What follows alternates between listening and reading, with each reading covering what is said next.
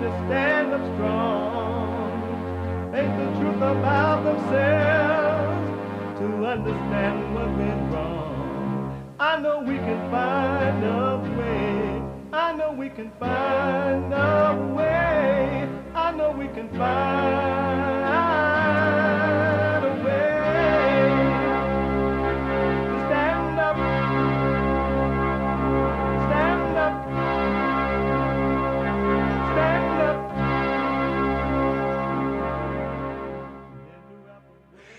Uniting the races with truth instead of dividing them with lies. We're also rebuilding the family by rebuilding the man. I am Jesse Lee Peterson. Good morning. Welcome to the show. Thank you for being with me. If you want to jump in there are a couple lines open. The board is filling up already, but you can jump in. Some of you tell me, I can't get in. I want to call you, but you got to jump in. You can call 888-7753-773.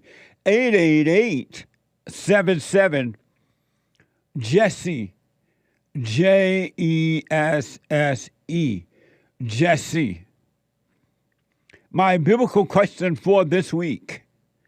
And it's a doozy. And again, the biblical question I put out there to encourage you. Do what you want. I realize most people love their hell, but for those who want to come out of your hell, who want to overcome the hell, the biblical questions are for you to pay attention to you. You got to pay attention to you, nobody else. You are your problem. No one else is your problem. Isn't that amazing? And so the biblical question for those who really want to overcome, and all, in order to be free, must overcome, but all won't, and so it's okay. Biblical question, what's trapping you? What's trapping you?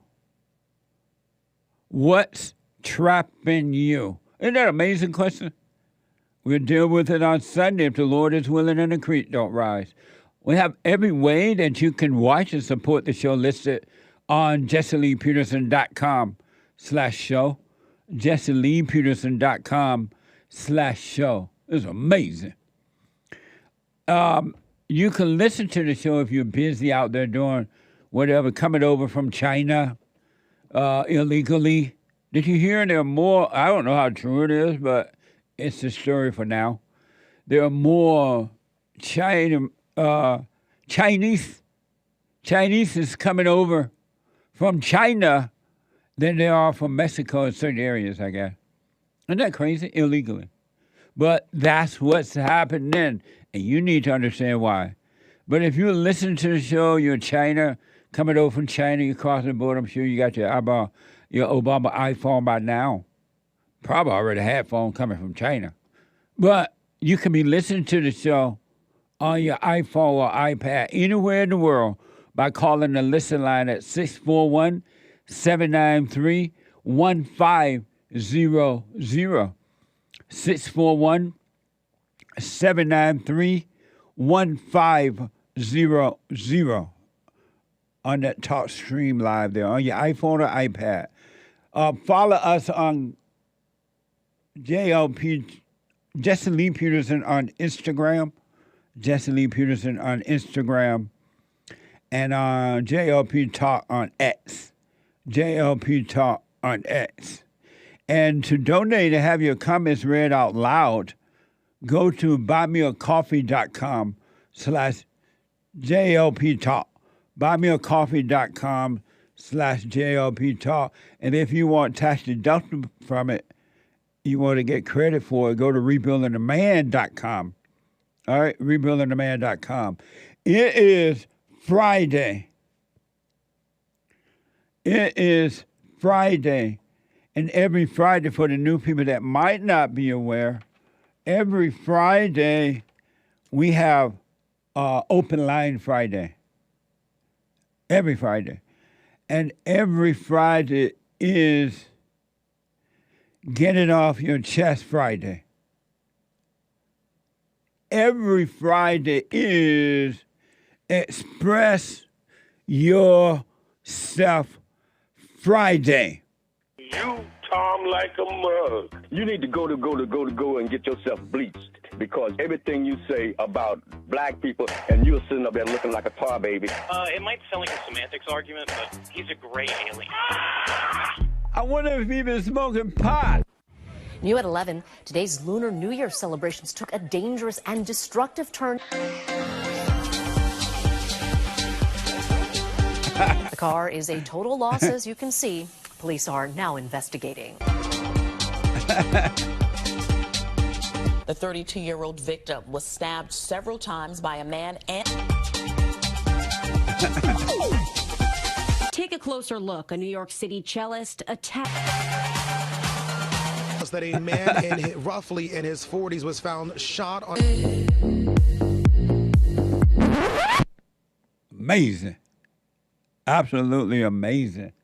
It's so amazing to me. I can hardly find the word to express how amazing it is to me. But I understand it. I was reflecting this morning as I was driving here. I do a lot of counseling around the world by phone, Skype, or walk-in. We're all, just every race you can think of. Male and female, old and young, family, and all kinds of things. And it's a story, it's the same. There's nothing new. The devil, which is in all of us until we overcome it. I'm going to put us in there so you hear me say us. All must be born again, right? So the devil is in every human being until they overcome it. And I was talking to a young lady yesterday in counseling, and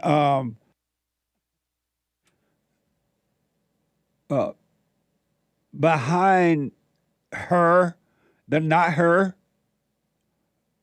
behind the false self, in everybody really, but it had to be made clearer and clearer to me yesterday when I was talking to her. Excuse me. She is one of the most, probably, kindest people I've ever met, really, in my whole life. And I've met some amazing people and some horrible people in my lifetime. But she is trapped in a prison and don't know it. She didn't realize, and she had a glimpse of it because she's been listening to our fellowship. She's doing the silent prayer. She went and forgave her parents, or her father expired, I believe, but her mother, and then she realized she needed to forgive her father. But she is true, and I understand it. We all are trapped in that same prison within our mind and emotions. And she's trapped in this prison and don't know it. She knows it, but she's been in the prison for so long, it's hard to grasp that she's in a prison in her own mind. And during the counseling session, you could see, because she had some amazing questions about it and discussion, you could see her getting a glimpse of the fact that she's in a prison.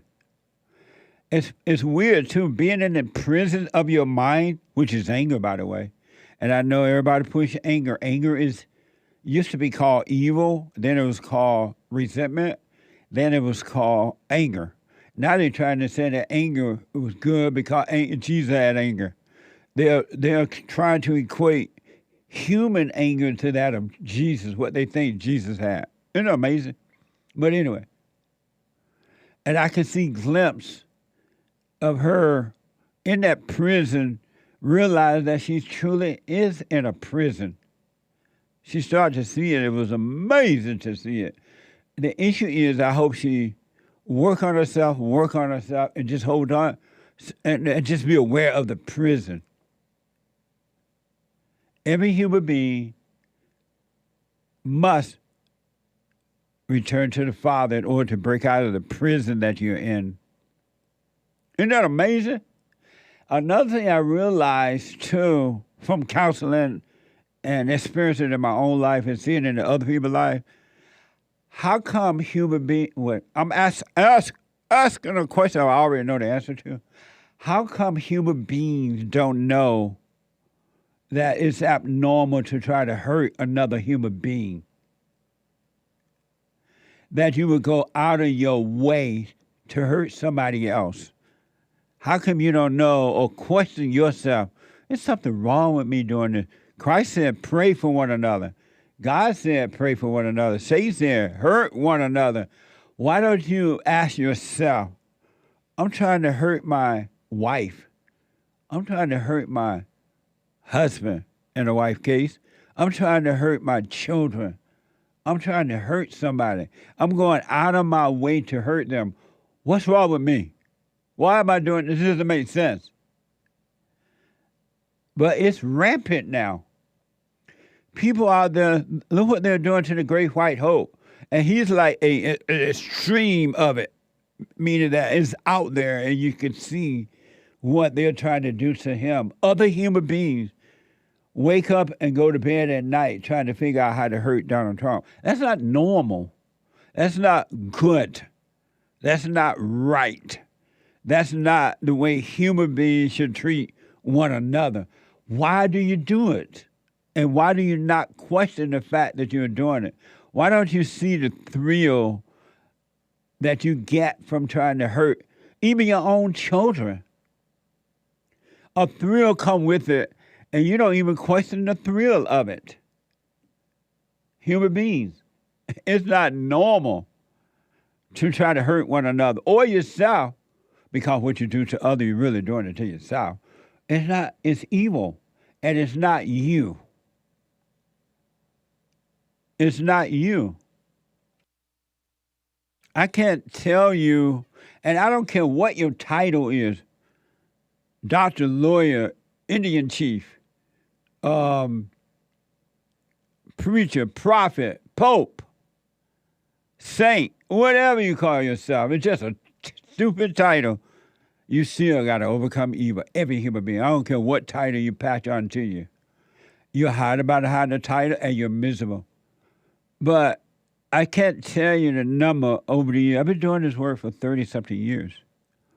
And I can't tell you the number of family members who treat each other horribly. And why don't you know that something is driving you to do these things? That it's evil. It ain't love.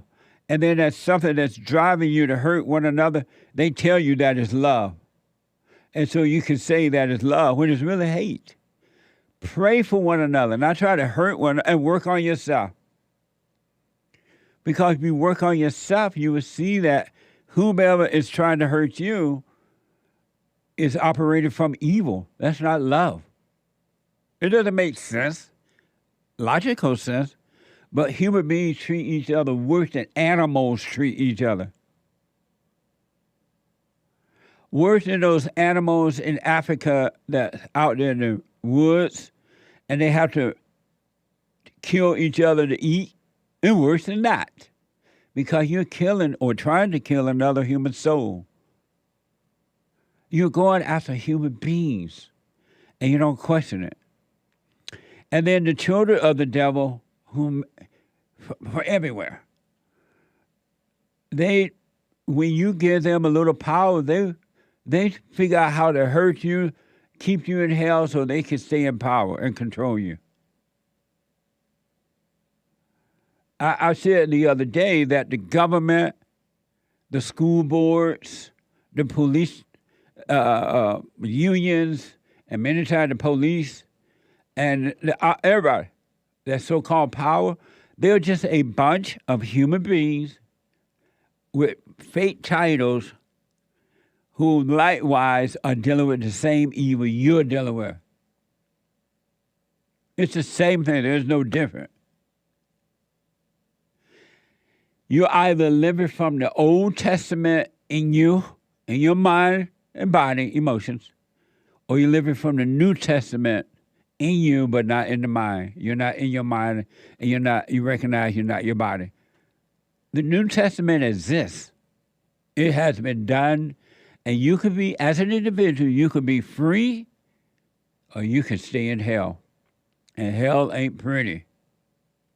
Hell is not pretty. When I say I wish, I'm saying this for communication reasons. I don't wish it at all. Then I'm counseling with people that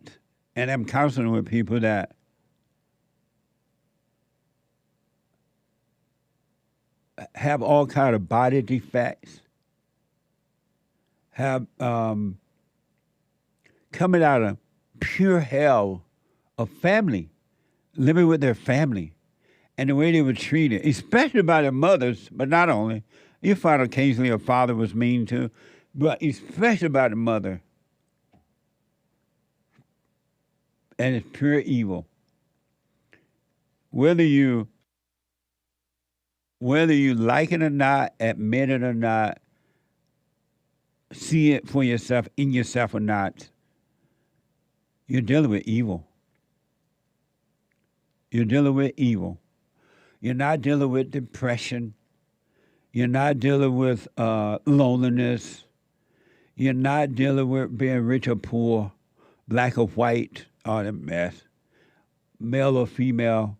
You're not dealing with abortion or not abortion. You're not dealing with suicidal thoughts. You're dealing with pure evil. Evil. There is evil, and there is good. And I recommend you knock away, get rid of all those cover-up signs, and you're not dealing with lesbian or homosexuality or sexuality or transgenderality or whatever, no isms. You're dealing with evil. Pure evil, and it's in the mind and the body, because the emotion confirmed the thoughts, and the thoughts confirm the emotions, and it's all evil. Pure evil. So if you get rid of the cover-ups of evil that the world has put on, so you don't see what's really going on, so you can go to them and they make money from you, you're going to be destroyed your whole life. And it doesn't have to be that way. In God, there's no fear.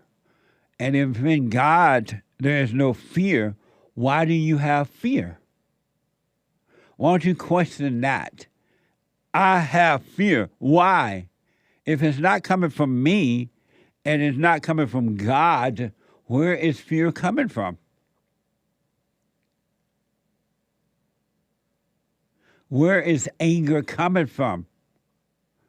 If you just start questioning it, take your eyes off everybody else, because the devil's going to drive them right into hell, and he's going to encourage them to try to get you to go right into hell with them. You don't have to. The devil has no power, no authority, no nothing, but to deceive you if you believe the hell that is in your mind and body. If you know that was hell, other people hell can't hurt you, and they will try desperately. But they can't touch you if you understand what's going on in you. And when I say you, me, everybody, I have to work on me. You got to work on you. I can't depend on you to save me, and you can't depend on me to save you. I'm pointing you to the source that will. But you got to forgive, you got to drop the anger, and never judge again. There's never, ever, ever, ever, but I don't care what happens and what it look like to others, there's never a reason to be angry. Zero. There's not one thing that can happen to you or should happen to you on this earth that will cause you to become angry. Anger is evil. Angry people try revenge, and they burn on themselves. They're burning while they're trying to burn you. Isn't that amazing? It's just so amazing to see it. And the world don't love you. People don't love you. Nobody love you. Oh, I was talking to the same young lady, and she brought up a narcissistic. Every angry person is a narcissistic person because it's all about themselves. It's never about anyone else. I saw a woman today, they were reporting on a story, and it was about, what was it about? I think some young lady was, according to this story, some young woman was, they found some woman dead. And I believe it was down in Georgia, according to the report. And she was jogging and didn't return back to the campus or something like that. I'm not sure. And they found her dead. And this young woman went, "Oh, I feel so horrible for her family. I feel so bad for her family. They sent their child off to college, and the child, I feel so bad." And I looked at it and I realized she was lying. She didn't feel bad for the family. She felt bad for the thrill of thinking that she was a good person because she feels so bad for the person. And it did the family no good. Her feeling bad didn't do anything for the family or the situation. It was all for thrill, her own thrill, to make her feel, deceive her, to make her think that she cared. Evil is so deceptive within a human being or human beings that it's not even funny. You need some light. I need the light. Everybody needs the light to shine on the darkness of the imagination and emotions. You don't feel anything for anybody. It's all for you. And you think you care. You can't. You're a narcissistic person that feels good about thinking you feel something for somebody else. You're lying. And don't know it. In most cases, don't even know it. And I understand that. So here's another example of human beings inflicting pain,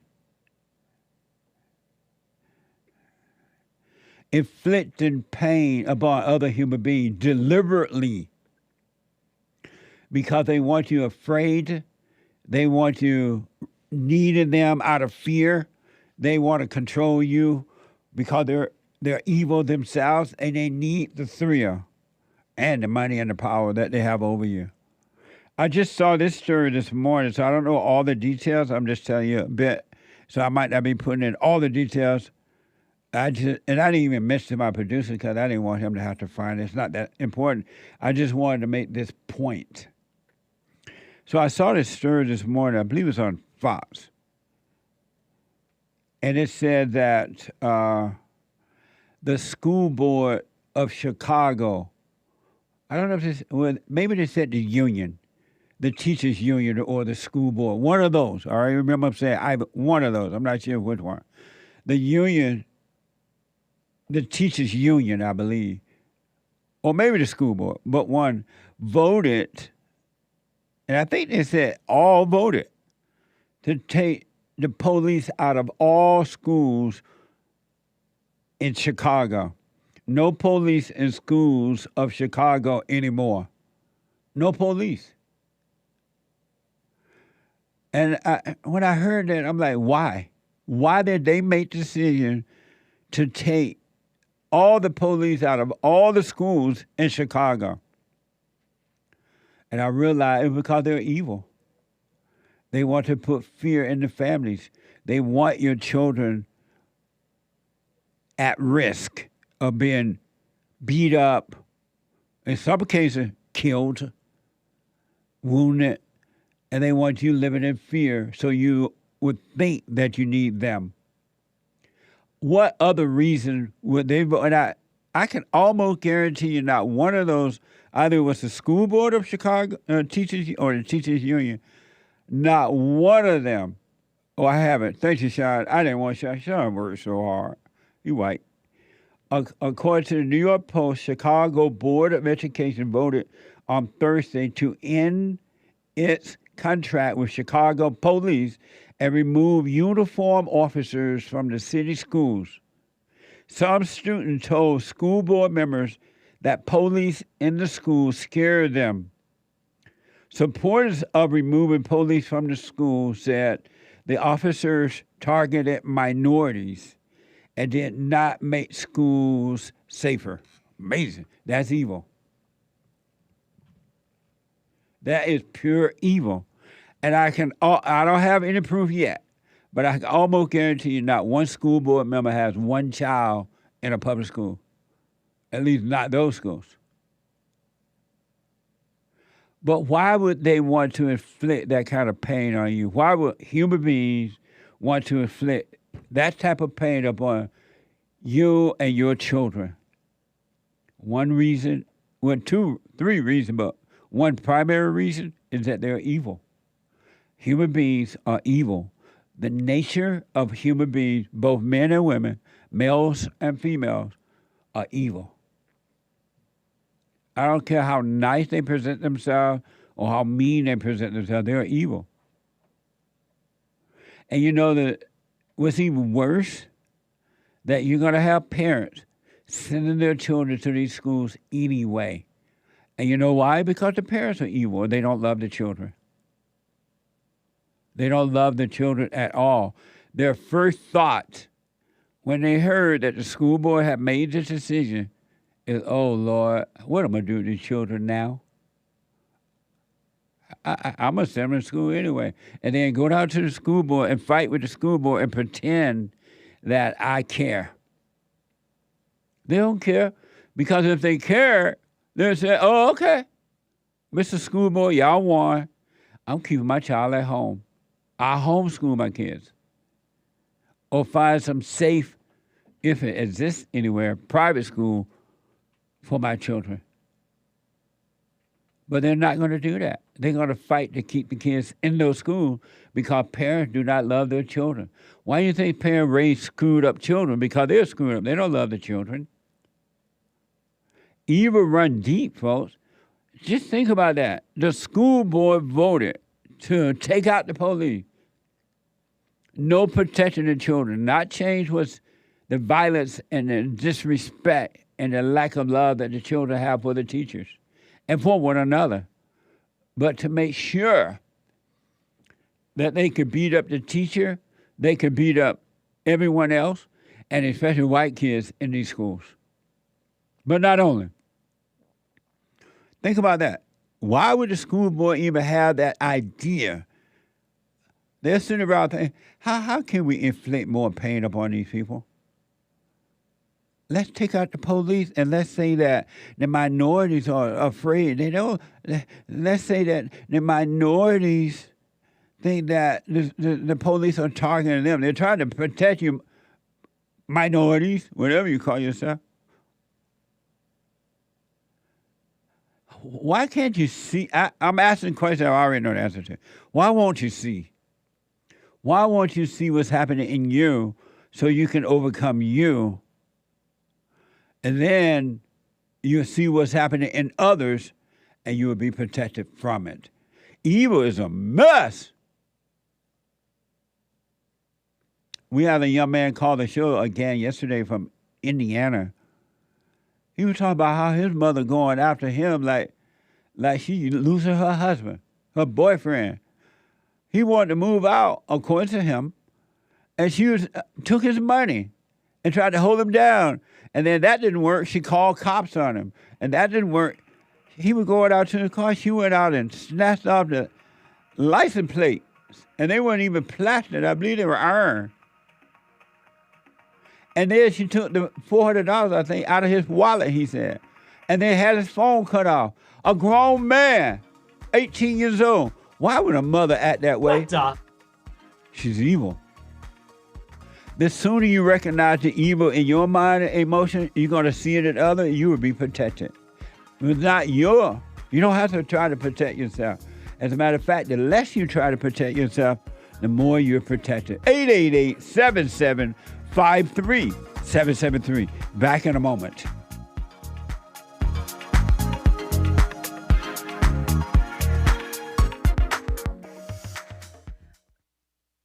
You can't run from evil within yourself or outside of self. You got to deal with it. And you need good in order to deal with evil. And God is good. You need to return to the Father. And you'll see within you, he will fight the battle for you.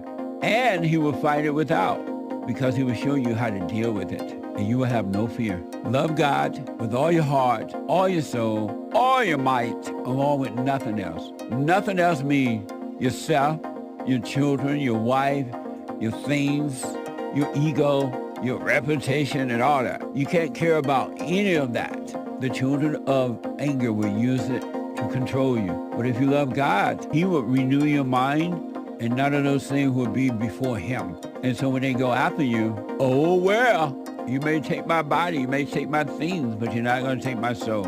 And that's a true reality.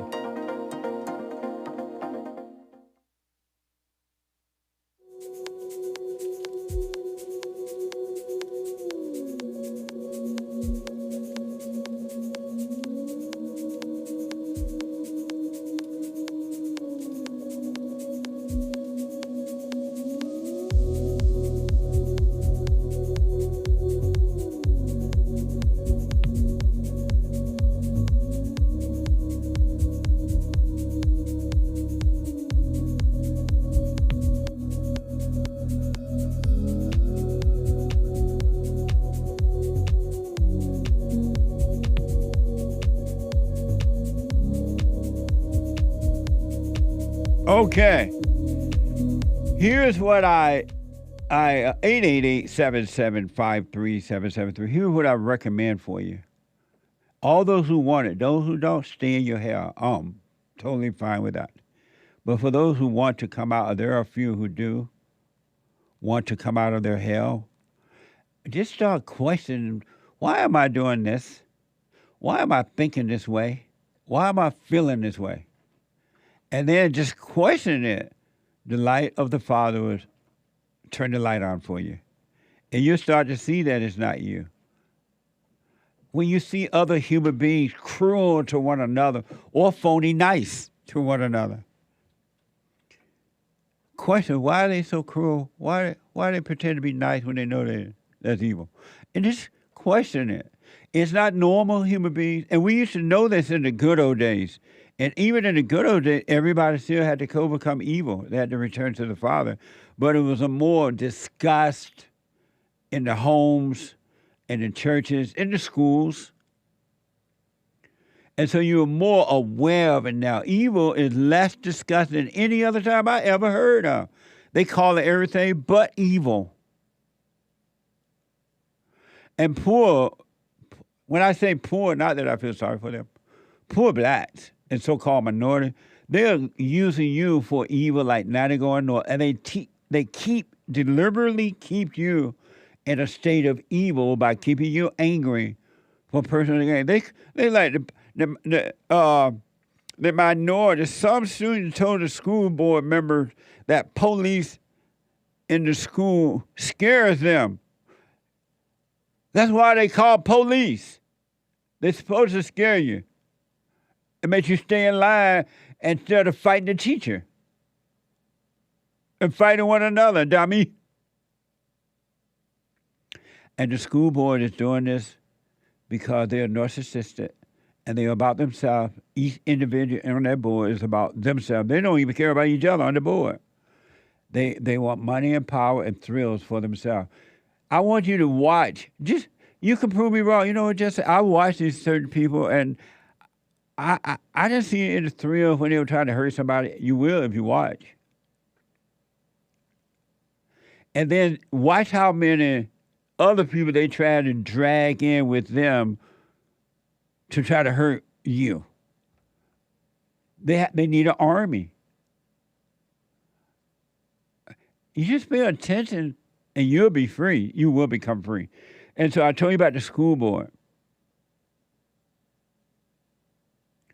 And some of you know that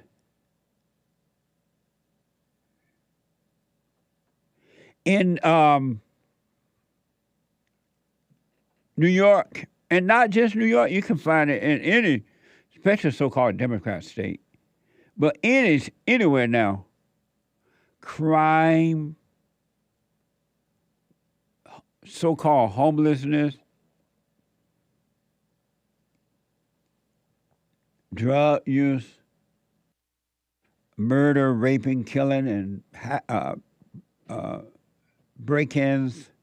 And in most cases, a lot of cases, just walking into stores, stealing stuff and walking out. And it's all evil. Evil is influencing these people to do these things. Evil is influencing. I want you to know it's evil. There are family members who turn on each other and they'll try to destroy one another and they'll build an army. How come you don't know that's evil? Why don't you say to yourself, why am I doing this? This is my family. This is my so-called wife or husband. How come I can't pray for them in the way they should be praying for me instead of trying to build an army against them? What's driving me to make me do this? Have you seen New York City lately? I want you to see this from X, and I want you to question, how is New York City looking? New York City looking now? Watch this from X.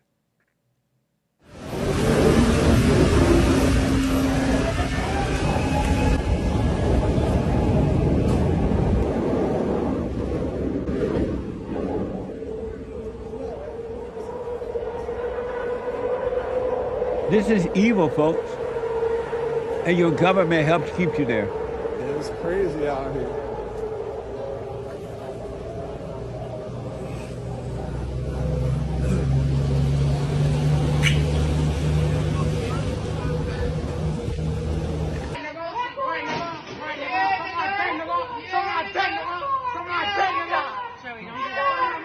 That's hell. Those are demons.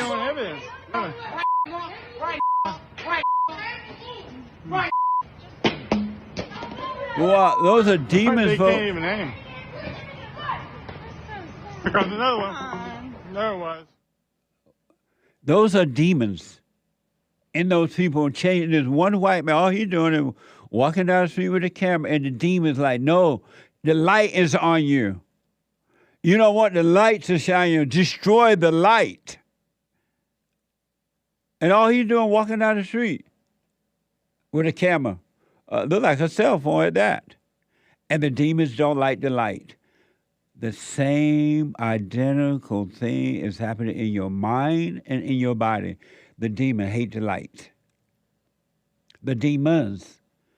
And when you when the light comes on inside of you, you realize you're wrong for being angry. That anger is evil, and you go and forgive, and the light comes on, the demons start to throw things at you. They throw, oh no, not me, I'm scared. How long this is gonna last? This is not good. This is painful. This is too heavy. They throw things off the gates of hell at you, inside of you. That's a perfect example of what it is inside of you. So listen, here's what I want to say, then I want to play that again, Hassan. You're going to see this man walking down the street, showing you what it looked like in New York, and all these so-called homeless drug addicts and all these people, demons are operating through them, right? And the demons see this light exposing them. And the demons are waking up, kill the light, put the light out, destroy the light. Don't identify with the light. And it's painful. And they don't know the demon. Some of them do, because a lot of people have accepted demons. They want to be in their hell. They have accepted hell as their home, right? And there's nothing you can do about it. But I want you to see this physical example. So these are the demons on the streets there throwing stone at the man with the light. And I want you to see this in a physical way, because that's what's happening inside of you, your mind and emotions. When the light comes on, the demons throw stones to try to put the light out. But you think it's you, because the pain is in your body and the thoughts are in your mind, and you have identified with the thoughts and the pain. You think it's you in the body. It's not. And then the demon, you saw how a crowd of people start coming. The demon got to get a crowd. One is not enough to defeat the light. It got to gather others. This is a physical example of what's happening in each individual, and the individual need groups and everything to stand with them. They can't stand alone. Demons cannot stand alone. So I want you to see this physical thing of what's happening in you until you forgive and overcome hell. So this is a perfect, I didn't know this. This is a perfect example of what's happening in you. These are demons working through these people, but they're demons going after the light. A little shining light, ain't even a bright light, but it's too bright for the demon, because the demon doesn't want you to get one glimpse of a light inside of you. The kingdom of heaven is inside, but not in your mind. Its shine is on the mind, but it's not in the mind. It shines on the darkness of the mind, right? So I want you to see these demons inside of you in this physical way. Watch this.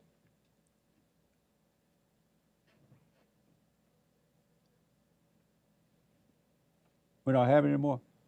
Oh, man. See, the demons don't want him to show it now. Should somebody come and help us, sir? Today we are... Then, what we got? These are demons.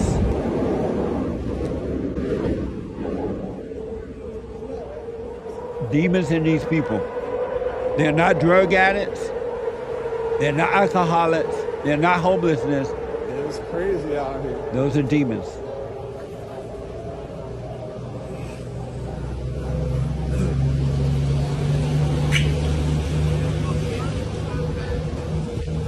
It's not the drugs. See, look. Here's a man with the light. This is Christ with the light. Look at there. They can't even aim. Here comes another one. Another one. See that? That's Christ with the light, and the demons going after Christ with the light because they don't want the light to shine under darkness. That's exactly what's happening in you and me and every human being until you start to overcome it, till you overcome it. And then the demons get weaker and weaker and weaker, and they have to depart from you. But that's a perfect example of what's happening in you. In every human being, not one goes, and they call it suicidal thoughts. They call it depression. They call it loneliness. They call it anxiety. They call it post-traumatic stress disorder. But they're lying to you. It's demons. Every human being is possessed. Everyone. Thank God for the light. And that's the New Testament inside of you. But not in your thoughts, not in your imagination. And so I used to go to New York, not a lot, but a lot, for interviews and things like that. My son lived there and all kind of reasons. And New York was not like this. I never imagined that New York can look like New York, New York, I love New York. Where's that? Dancing in the streets of New York and I love New York, they say. Remember those songs? And while this is happening on the streets, guess what the female police are doing? Polices are doing. They ain't got time to go out there and deal with those demons. The demon told them they need to go dance. Dance, dance, and let the crime go on its own. You're not paying us to protect you. You're paying us to dance. And I want you to watch. And they used to have, I don't know if they still have it, police academies, right? And police, because I'm friends with a lot of police, and I've gone to academies, I worked out at their gyms and say they have their track, running track, major. Their gyms are outstanding, and they used to be. I don't know what they're like now. And anyone would love working out in a police academy gym area. But these women, these fat women, like, I'd rather go dance. I ain't gonna deal with no crime. I don't want to be in shape if I run into anyone. I'd rather dance like a slut. So you saw what's happening on the streets. But they have now a dance team. This is from thehill.com. Eric Adams defended the NYPD dance crew after a viral video of the team performing last week sparked online criticism. Watch this from Pix 11. Look how fat they are.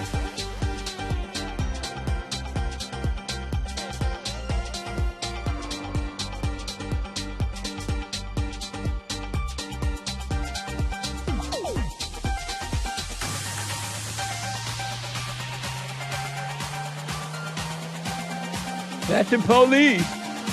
They're ready.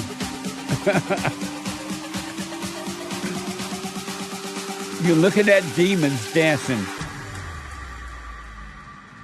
Those are demons. I was born to be free.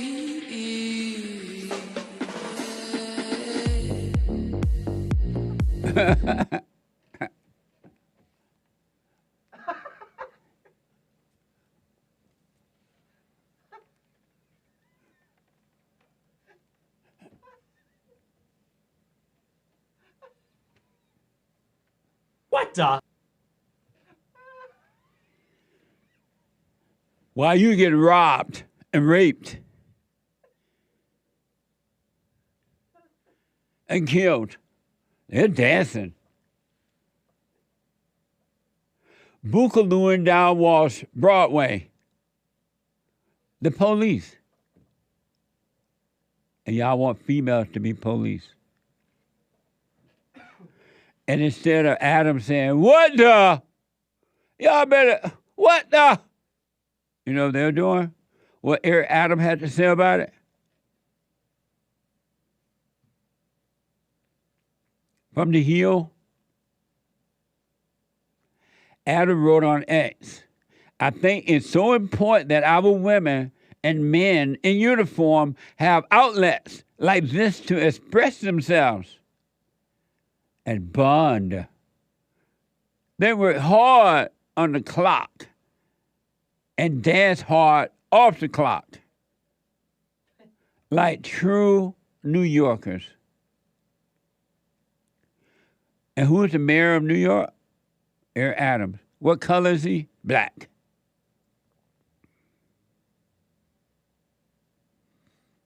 I told you put these people in charge of your town, your country, this is what you're going to get. This is not improving. This is not making it better. The police, fat police females rather being up in that gym, and they don't even have to pay, I don't think, to be in that gym. They will be dancing. I want you to know and point this out and hope that you as an individual can see that you're being controlled by evil. You're not in control. There's not one human being, including Jesse Peterson or anyone else, that's in control of their own life. Anyone that think they're in control of their life, you're out of control. You cannot control your own life. Anyone that has anger is being controlled by evil, and anyone who's overcome anger and is of good is being controlled by good. It's just the way it is, and you lie and say you're out of control, that you're in control, and you're not. Now do you see that women should not be police? Do you believe me now? If not, I have more proof, and then I'll take your call from theblaze.com. Women were not created to lead. Women were created to follow. It's a spiritual rule. I didn't make it. God made it. He's not going to change it just because you don't like it or agree with it, or you're in your hell mentality and you think all those lies from evil. You think those thoughts are yours, by the way. All thoughts are all lies. Women were not created to be police, period. TheBlaze.com, NYPD heads NYPD's head of training revealed that the department relaxed its fitness requirement for recruits. They lowered the standards, just like they do for the blacks. For recruits. They did it for the women. Training Chief Juanita Holmes claimed the 1.5-mile timed run is holding women back from qualifying. You think? Here's some footage from this intense job standards test. Watch this from NYPD. They have lowered the standard for the woman. Now this is what the woman has to do. Watch this. This is the physical test called the JST, or Job Standard Test. We want you to be prepared, so make sure you watch these examples closely. From a kneeling, weapon-ready position, the candidate sprints 50 feet to surmount 6-foot barrier. If you miss your first try, you're allowed 2 more attempts from a closer starting point. The candidate proceeds from the barrier surmount to a 6-stair climb system and completes 3 over and back traverses. The candidate proceeds from the physical restraint simulation to a run jog around a pattern of cones for approximately 600 feet. Picks up an inoperative firearm, holds the firearm within 9-inch diameter metal ring, and pulls the trigger 16 times. When all of these activities are put together, it's a pretty intense course. Oh, I'm so tired. That was so hard. Even that lower set of training was hard, right? Do you feel safer now? They have lowered the standards. The criminals must be having a party right now. Must be having a party right now. Oh, these steps are so tough. I mean, there are 4 of them right here. I thought training with the men were hard, but this is even worse. You want me to run up 4 steps? I can jump across that fence you were trying to crawl or climb over. What a disgrace. You're right, Joel. Joel Friday say, what a disgrace. Smash in the face to our safety, and it is. They're doing this because the human heart is evil. I would suggest do what you want. You observe the evil in your own mind and emotion, and you'll see it in others. And you will be protected from it, from inside of you and from outside of you, inside of others. But you got to see it. You got to be conscious. You got to wake up. You are asleep and don't know it. You are asleep and you don't know it, and you're on the wrong team. You're on the team of evil. They have lowered the standard in New York, and everybody's at risk now.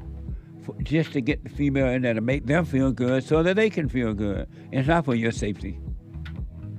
888-775-3773. When I come back, I had no idea it was going that long, but it was amazing. When I come back, straight to your calls and your super chats. 2 more hours to go. Open line Friday. The Hake report is coming. Hate news, not the fake news, but the hate news. The guy with the good hair. What is evil, folks? We're dealing with evil. Stop protecting evil, overcome it. Now, I totally disagree with the way things are going, but you can't be angry because that's what the enemy wants. He wants to control you. They do things to make you mad so they can control you. It's like being married, and the wife would do things to make you mad, or she'll do things to make you feel good. And men do that to women too when they want something from the woman, especially sex. They'll make her feel good, or they'll make her angry. And the woman's gonna have to say, you don't want to be angry. You want to speak up. You want to disagree with what's going on. It's wrong, but do not be angry. Then you won't have fear. You won't have doubt. You won't have worries. You'll be able to see, but you got to stay away from anger. That's why you must forgive your mothers and your fathers so that you can overcome the spirit of anger. It's a spirit and it's wicked. Nothing good in anger because it has no love, folks. You need love to defeat evil. And love is not a weakness. It's a strength. It's from God. It's His nature.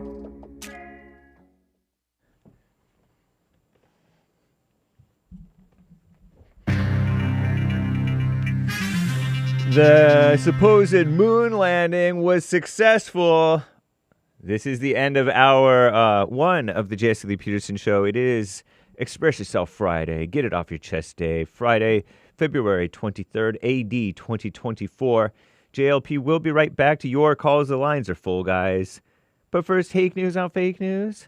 The far-left female-run outlet The Skim reports for the first time since 1972, a U.S. spacecraft has touched down on the moon.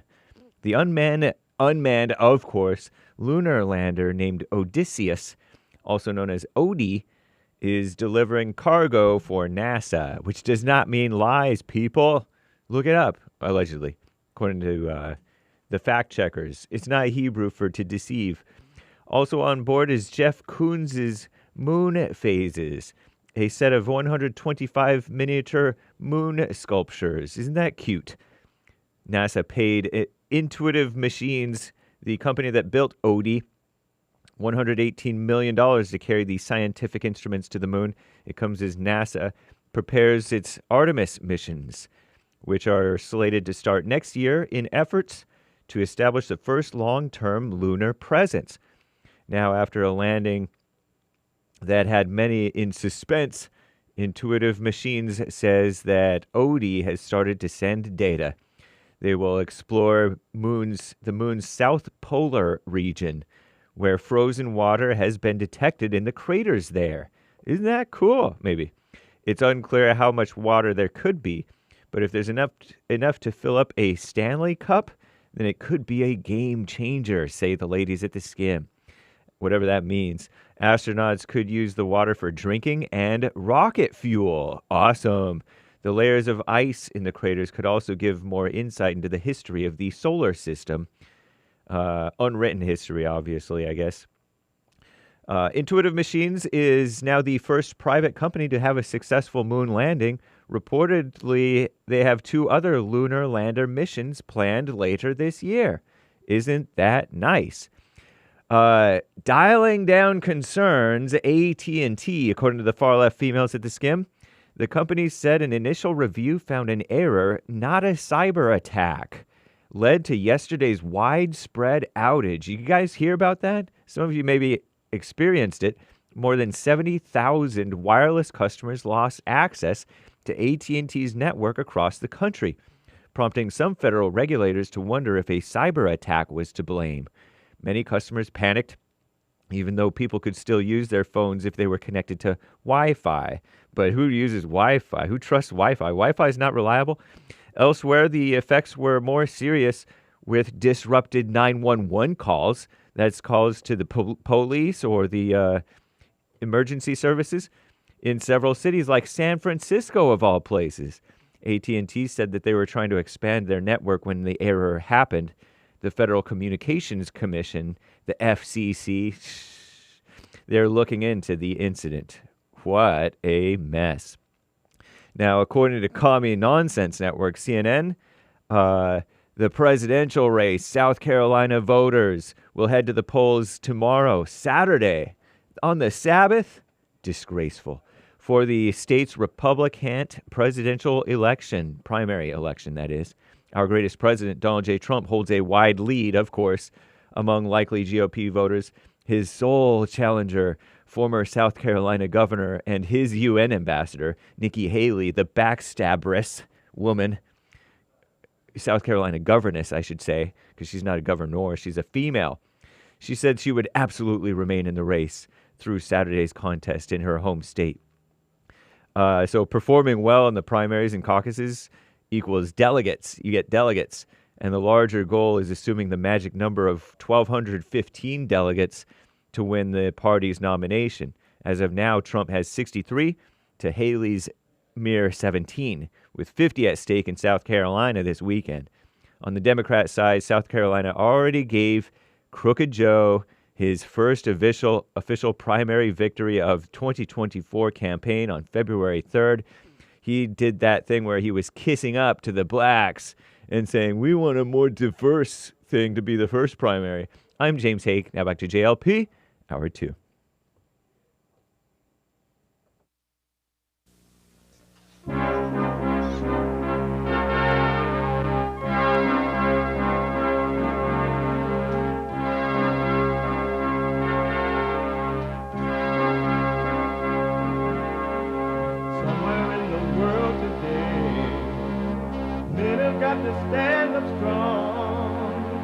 ain't the truth about themselves to understand what went wrong. I know we can find a way.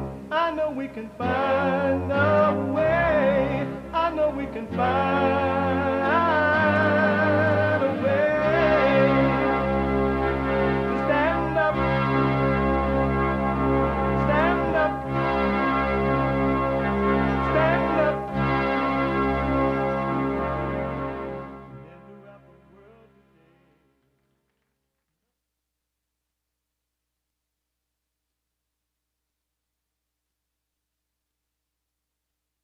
Uniting the races with truth instead of dividing them with lies. We're also rebuilding the family by rebuilding the man. I'm Jesse Lee Peterson. Welcome to the second hour of the show today. If you missed the first hour and you want to really overcome the hell in you, I highly recommend you watch it. Really, I really do. Give the finger to the world and start working on your inner world. The podcast, the first hour, 888. You can get involved by calling 888-7753-773. 888-77-JESSE. We have every way that you can. No, my biblical question, what's trapping you? What's trapping you? What's trapping you? We have every way that you can watch and support the show listed on JesseLeePeterson.com/show. JesseLeePeterson.com/show. And if you're out and about and you're busy, you're not able to sit and watch the show anywhere in the world, because we are heard around the world by everybody and their mama. And for the flat earthers, up and down the world by everybody and their mama. You can podcast the show, but you can listen to on your iPhone or iPad by calling the listen line at 641-793-1500. 641-793-1500. And don't forget, check out our social media. Follow, like, subscribe, ring the bell. And we're on cozy.tv/JLP and Rumble. You got to know how to rumble.com. And to donate and have your comments read out loud, go to buymeacoffee.com/JLP Talk. Buymeacoffee.com/JLP Talk, or Bond JLP on Cash App. Bond JLP on Cash App. Look at me, I'm the police. I'm the police. I'm getting ready to go out on the streets and save you. I'm the police. This is what we've come to in our country. In my America, all law and order is gone. It's Friday. It's Express Yourself Friday. It is whatever is on your mind. I mean, it's Get It Off Your Chest Friday. It is whatever's on your mind. Express Yourself Friday. You, Tom, like a mug. You need to go and get yourself bleached, because everything you say about black people, and you're sitting up there looking like a tar baby. It might sound like a semantics argument, but he's a great alien. I wonder if he's been smoking pot. New at 11, today's Lunar New Year celebrations took a dangerous and destructive turn. Look at the police. The car is a total loss, as you can see. Police are now investigating. The 32-year-old victim was stabbed several times by a man and... The police jamming while you get Take stabbed. a closer look. A New York City cellist attacked. Man. That a man roughly in his 40s was found shot on. Don't worry, we coming to help you right after this dance. Right after this dance, we coming to help you. I want to just play one quick thing for you, because I really want to drive this home for you. if I can, for those who want to overcome, because there are a few out there who really want to overcome. I wanted to pull up that clip again where that guy's going down the street there, Hassan. And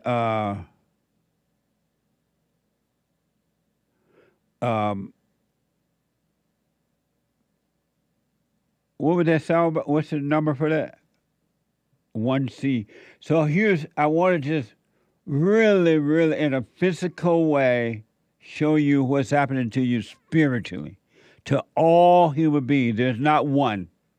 And most people don't know it because they have identified with thoughts and feelings, and they think that they are their thoughts and feelings. They think they create those thoughts, so-called good ones or bad ones or nice ones or bad, or this or that, right? Good or evil one.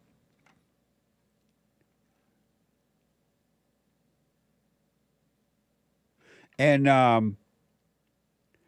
but you're going to see this according to, let's see here. This is from X, right? This is a young man walking down the streets of New York, and all he has a little light, a cell phone, a little light, and he's just holding it in his hand, and he's showing you what's on the streets. And I want to bring home the point, drive home the point that these people on the streets, when you see them with your naked eye, you see drug addicts, you see what you call homelessness or drug addicts, all right? You're not seeing beyond that to see that these are demons working through these people. And the same demons working through these people are working through you, every human being, until you start to see it and the light will destroy them. But this guy has a little light. He brought some light into darkness. And the darkness hate the light. And these demons are walking down the street, throwing cones at him and different things and yelling at him. They hate the little light. But if you don't see what's going on in you, all you see are physical things happening, not spiritual things, right? And the point I want to make, when the light comes on in you, because until the light happens, these demons living in the darkness of thoughts and feelings. All thoughts are all lies all the time, and feelings are all lies all the time. But you're living one with them, and you think it's normal. Even though you catch a hell, you still call it normal. But for those who decide, what's wrong with me? I don't want to live this way anymore. I'm not free. A little light will come on, and then those demons will start chasing the light in you, trying to destroy it with thoughts and feelings. So I want you to see the thoughts and feelings as those corns and things and yelling at this guy with the little light as what's happening to you. That's what the demon does. When you wake up, he starts throwing all kinds of thoughts and feelings at you and trying to put out the light, because now you can see a little bit that those thoughts are not yours. Those are demons. And then he's going to build a crowd. Those demons, they start gathering together to put out the light. I don't care if it's family members, children, workers, whatever. It's the same thing that's happening in your mind with thoughts and feelings. Watch this from X. These are the demons. And the guy walking down the street with a little light. Shining on the demons.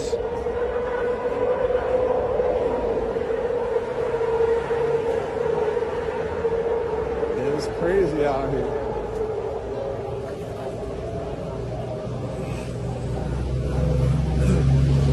This is exactly what's happening in you, every human being, with thoughts and feelings. And he has the light. Look at the demons behind him. I'm videoing evidence.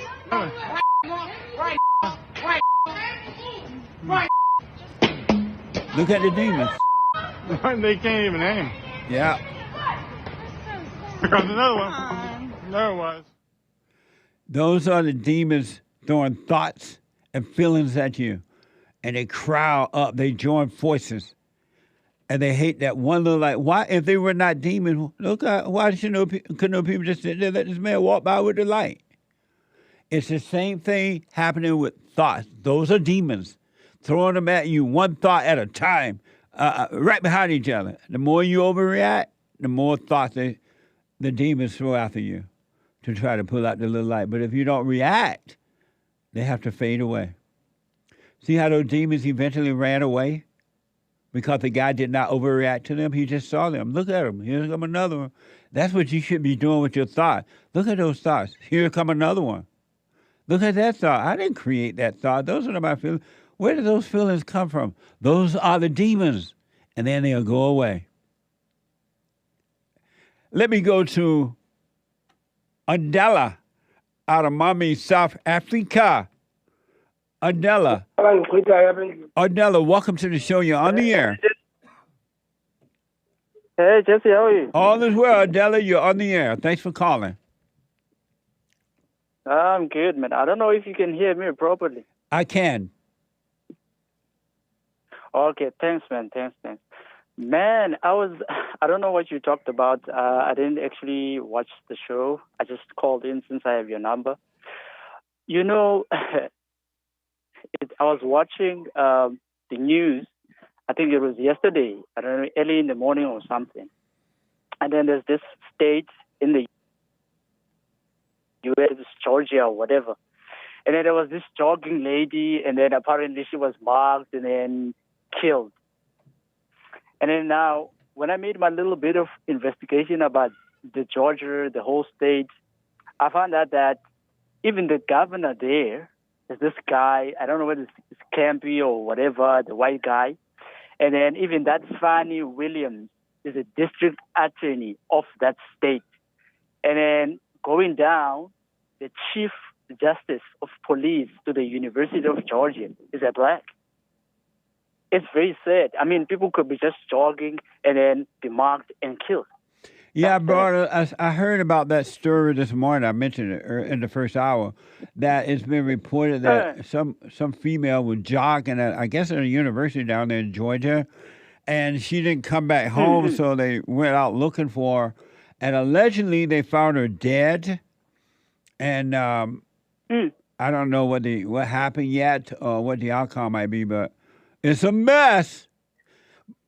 And when the chief justice of police of that university was asked, do they have any leads or anything like that? He said no, not yet. Yeah. Imagine, you can't have that. I mean, it's bad. It's bad. Lack of accountability. They act like the state or the government is their home, it's their mama's home. They don't care. No, they just don't care.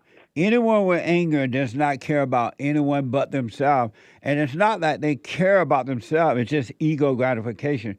But that's what we have. And in our country, they have defunded the police. They have deliberately set it up where... it's bad, Jess. It's bad. It is, man. Odella, thank you so much, man. Have a good weekend and call me again, all right?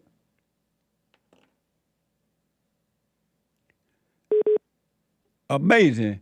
It's difficult from overseas calls, but that's what that was. All the way from Mommy, Africa. There's a line open at 888-7753-773. Russ out of Hampton, Virginia. Russ, you're on the air.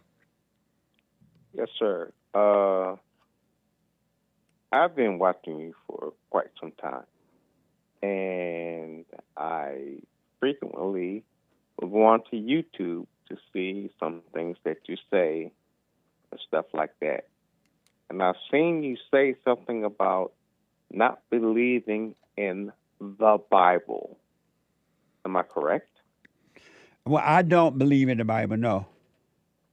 Okay, that's fine. But I'm confused because when people talk to you and they say something that you don't agree with, the first thing that you say is, tell me where that says that in the Bible. If you don't agree with the Bible, why would you want someone to show you in the Bible to justify what they say? That doesn't make sense to me. Well, I didn't say I didn't agree with the Bible. I said I don't believe in the Bible. Then why would you want them to show you in the Bible where it says if you don't agree with it? because they'll quote the Bible, and then they say things that's not even in the Bible. They even say things to what they quote. It doesn't even go with what they quoted. So since they believe in the Bible, I want them to show me, just in case I missed it, right? I want them to show me where is that in the Bible.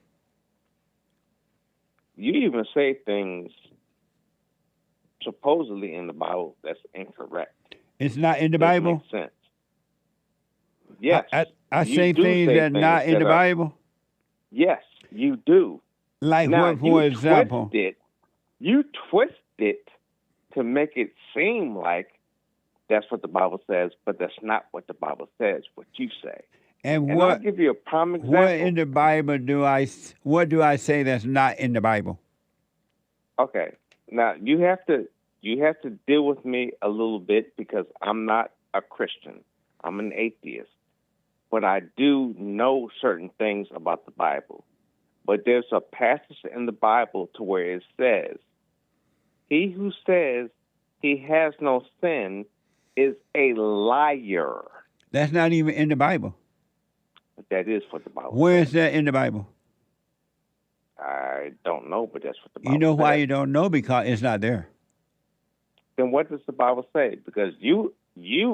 But you just quoted some. This is why I try to send people back to the Bible. Tell me what the Bible says. That's why I. And you say that he who is not saved. Listen. And stuff like that. Hold on. Hello. Calm down. I'm trying to communicate with you. I just told you this is why I send people. I'm like, well, where is that in the Bible? People quote things, Bible thumpers, and you're an atheist. I don't even know why you quote the Bible, but anyway. Because you're saying things that's not even in the Bible.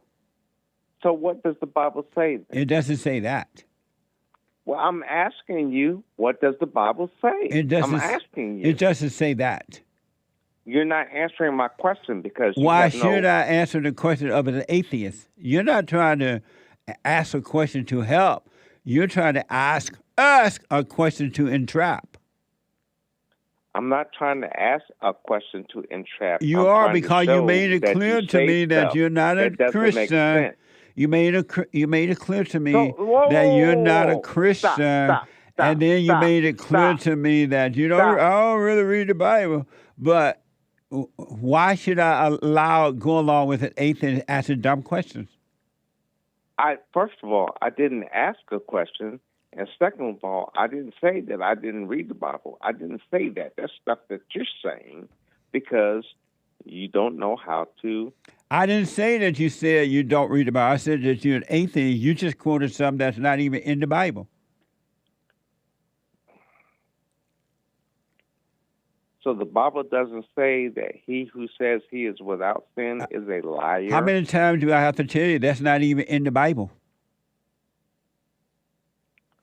So what do I have to do? Call you back and prove it to you? You don't have to, but if you want to, you're welcome to. Okay. That's what I'll do then. All right, buddy. Because I don't play around. That's right. Talk trash. That's right, Russ. Yeah. It the Bible says, he who says he is without sin is a liar. Russ, find it and call me back, okay? You know what? And I'm not going to lie to you, Jesse. I am visually challenged. So for me to do this, I'm visually challenged. You what? I'm legally blind in one eye. Well, how are you going to find that in the Bible if you're blind? I said that's what I said. I'm legally blind, which means I do have one good eye. So I can see a little bit. Well, then use that good eye. Struggle. Use that one good eye to find it and call me back with that one good eye.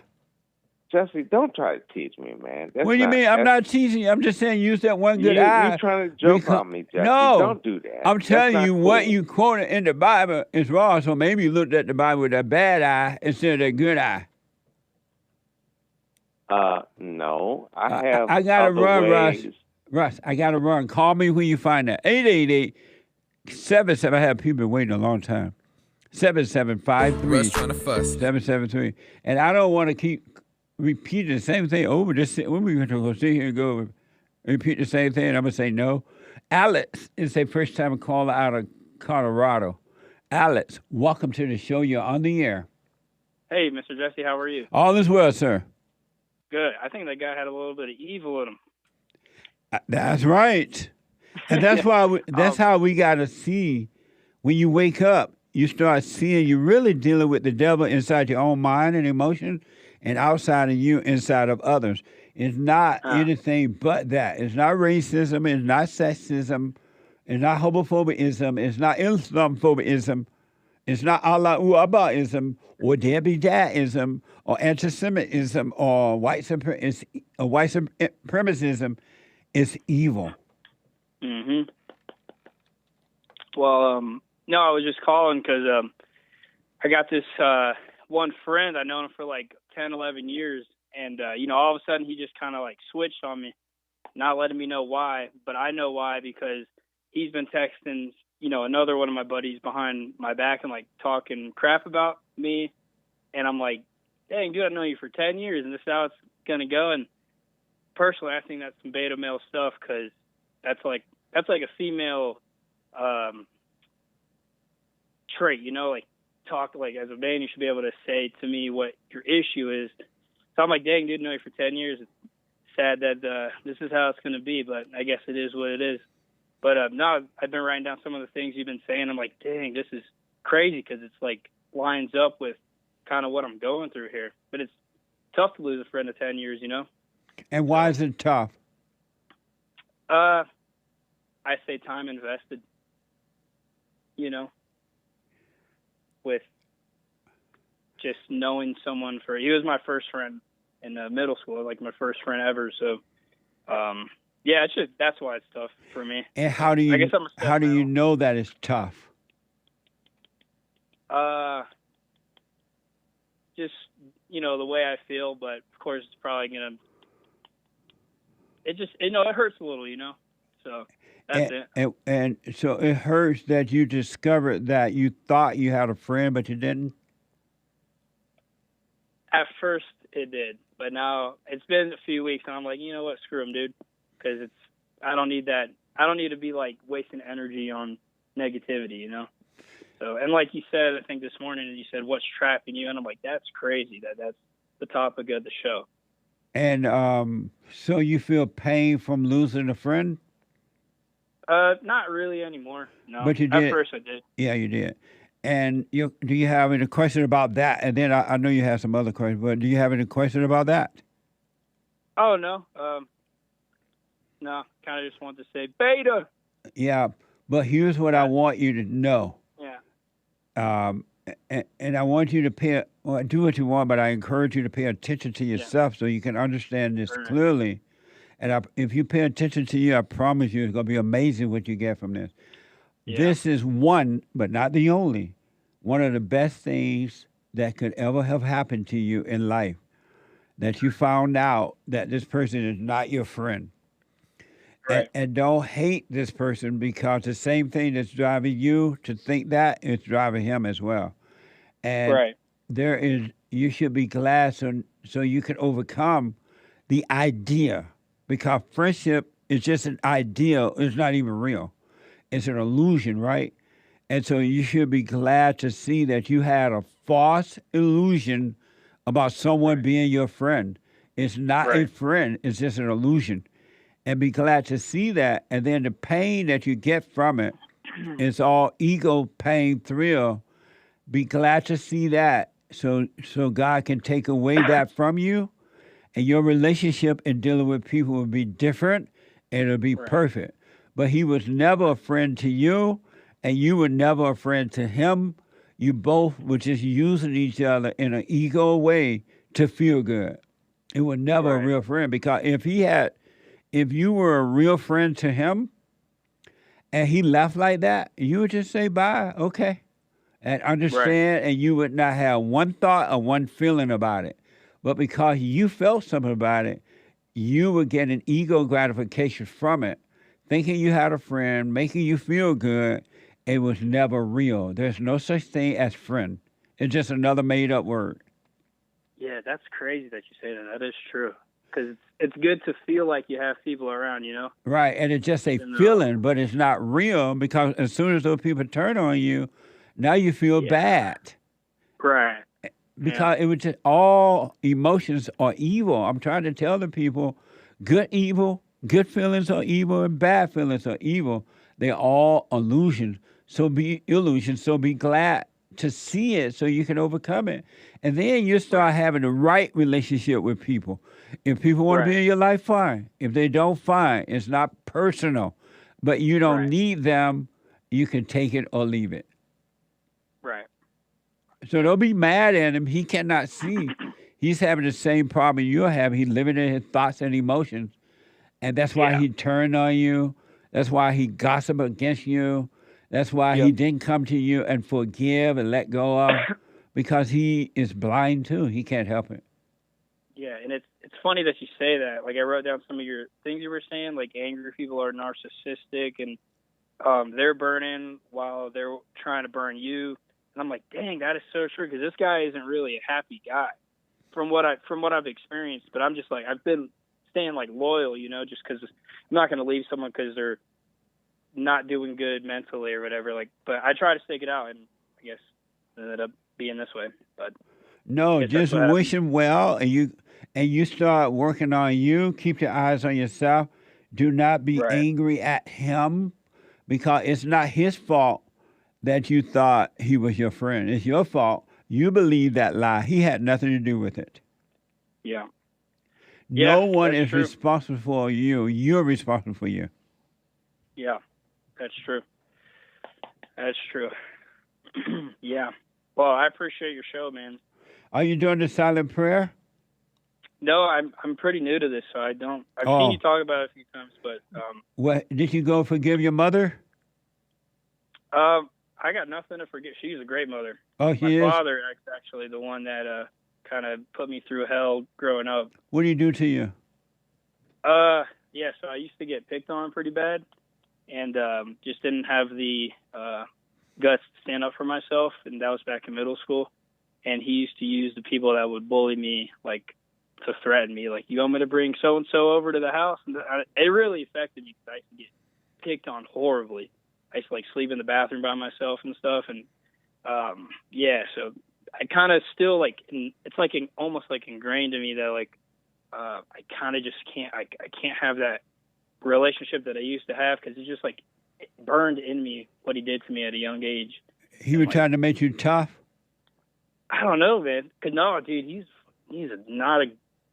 Growing up, he wasn't great. So I don't know if he was trying to make me tough, and that's not how I took it. But this is going to go against what you say, but I'm kind of like a mama's boy now, you know? Just she's like my best friend. Oh, so. God, don't say that no more. Boo! Yeah. Your mama is not supposed to be your best friend, buddy. She's awesome, bro. I love her. Really? I love her, dude. Well, we're going to get to mama here in a minute, but let me ask, have you gone and forgiven your father? Oh, God, I say I do, man. It's so hard, bro. How old are you? I'm 26. So. Have you gone and forgiven him? I haven't told him. I haven't, like, sat down and talked to him. And why not? Well, to be honest, it's kind of embarrassing, but I guess it's not something I want to bring up with it. But I suppose if you let it rest and never bring it up, it'll still linger, you know? Why haven't you gone and forgiven him? Just embarrassed to talk about it. To your father? Yeah, you know, just... Hold on a minute. Hold on. Yeah. Can you hold? Yeah. Hold on. 888-7753-773. Back in a moment.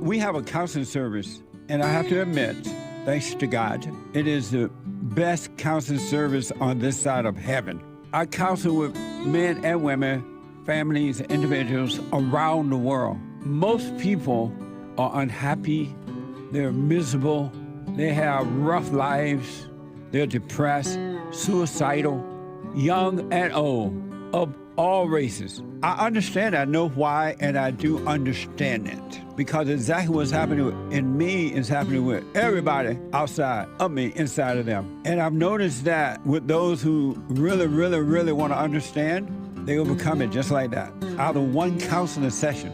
If you need counseling, you can go to rebuildingaman.com or call 800-411-2663. 800-411-BOND. Best counseling service on this side of heaven.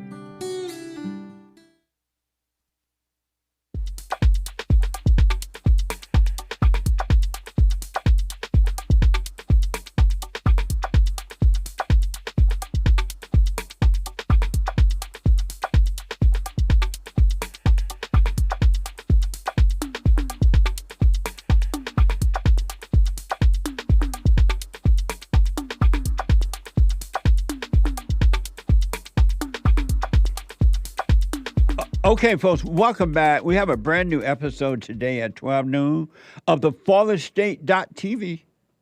The FallenState.tv. Very interesting discussion with Rebecca Contreras. She is an entrepreneur, CEO, and author of Lost Girl. From the hood to the White House to millionaire entrepreneur. Watch this. Next time on The Fallen State. Jesse, the gift of salvation saved my life. I was a very angry young adult, and as a result, ended up pregnant at 17 on drugs. We should forgive so that God can forgive us. Do you believe in the order of God? I do, very much. And what's that order? Well, do you obey your husband? He's not the head of me because I have my own head. I noticed that women don't have love. That makes me really sad for you, Jesse. You need to meet more women that have love. What a mess. Oh, but I believe in the gifts of salvation. The gifts of salvation. Just because you stop using drugs or something, that don't mean you save. What the? Anyway, at 12 noon today, Pacific time, the FallenState.tv. You can also support the Fallen State there by the FallenState.tv/donate or locals.com. Locals.com. All right. And at 9 a.m. this morning, right after my show, the Hake Report.com. The Hake Report.com from 9 to 11 a.m. Pacific time. And at 4 p.m., then at 12, the Fallen State, and then at 4 p.m., the American Anchor Baby. Flying high, flying a plane, an energy given to him by God. The American Anchor Baby at 4 p.m. Pacific time today. All right? And I'll see you at Sunday at the Fellowship. Doors open at 10:30. Fellowship start at 11 a.m. And if you're not in L.A., you can watch it online, live and podcast, by going to rebuildingaman.com/church. Rebuildingaman.com/church. 11 a.m. Sunday morning Pacific time and 2 p.m. Eastern time Sunday morning. I want to go quickly back to Alex, a first-time caller out of Chicago. So, Alex, you have not gone and forgiven your father. No, not formally. And why not? This is gonna sound probably corny, but I guess being a male, I don't really want to show emotion, to my dad or whatever. Yeah, I don't want, you know what I mean? If you understand what I'm saying. So I just haven't been wanting to talk to him, to be blunt. I don't really go out of my way to call him or anything. Are you on a speakerphone or something? Oh, no, sir, actually. Got the phone up to my head. Oh, okay. And so you don't want to show emotions in front of your father, right? Yeah, I guess that's probably a pride thing. And do you show emotions in front of your mother? Yes. Unfortunately, probably in your eyes, but yeah, we talk. We talk. Yeah. And why do you show emotion to a woman but not to your father? I would say to my mom, we're more open, close to each other. We kind of had the same like rough experiences with father. She had a pretty shitty dad too. Sorry, I didn't mean to curse on the show actually, but pretty not good dad. So I guess we can relate, and you know that's just how it is. I've always been closer to her since then. Is it normal? You still live with your mother? No, I moved out in 2022. So I'm from Florida. Is it and I moved out here. Is it normal to be closer to your mother or your father? You know, I got to say, before my dad did that, I loved the crap out of him, dude, and I was definitely probably closer to him. I guess if you're a male, you're probably closer to your dad more, but I don't know. Is it normal to be closer to your mother or your father? Normal or abnormal? Normal? Is it abnormal to be close to your mother or normal? Would that be situational, though? Would it depend? Is it abnormal or normal to be close to your mother? I'd say normal. Really? And I would. What is it like? You say you're 26? Yes, sir. What is it like being a 26-year-old male and your mama is your best friend? Oh, I got other best friends, but she's like my. It's cool. I think it's cool. Really? But yeah, I got male best friends though. Don't get me wrong. I got one really good best friend too. What does your mother say about you not forgiving your father? God, I haven't talked to her about it in so long. I guess I have the right to feel this way. That what she said? Yeah, I talked to like a therapist about it too. A female therapist? Oh no, it was a male therapist. And he told you the same thing? He said I have the right to feel that way, you know, for what happened. And what right do you have to be angry at your father? Who gave you that right? Myself, I guess, because I went through the experience. And you gave yourself the right to be angry? Yeah, but it's not healthy. So why would you give yourself to be angry when you know it's not, quote unquote, healthy? Because it's not, it's pure evil. Why would you put that upon yourself? I would say because it's easy to be complacent with the same feeling. But you have no peace, or you're not happy. Right. No, that's true, man. I mean, I do feel like not steady sometimes, you know. And so why would you do that to yourself, knowing that anyone that has anger has no peace? You're not steady, as you put it. Why would you do that to yourself? Complacency. What does that mean?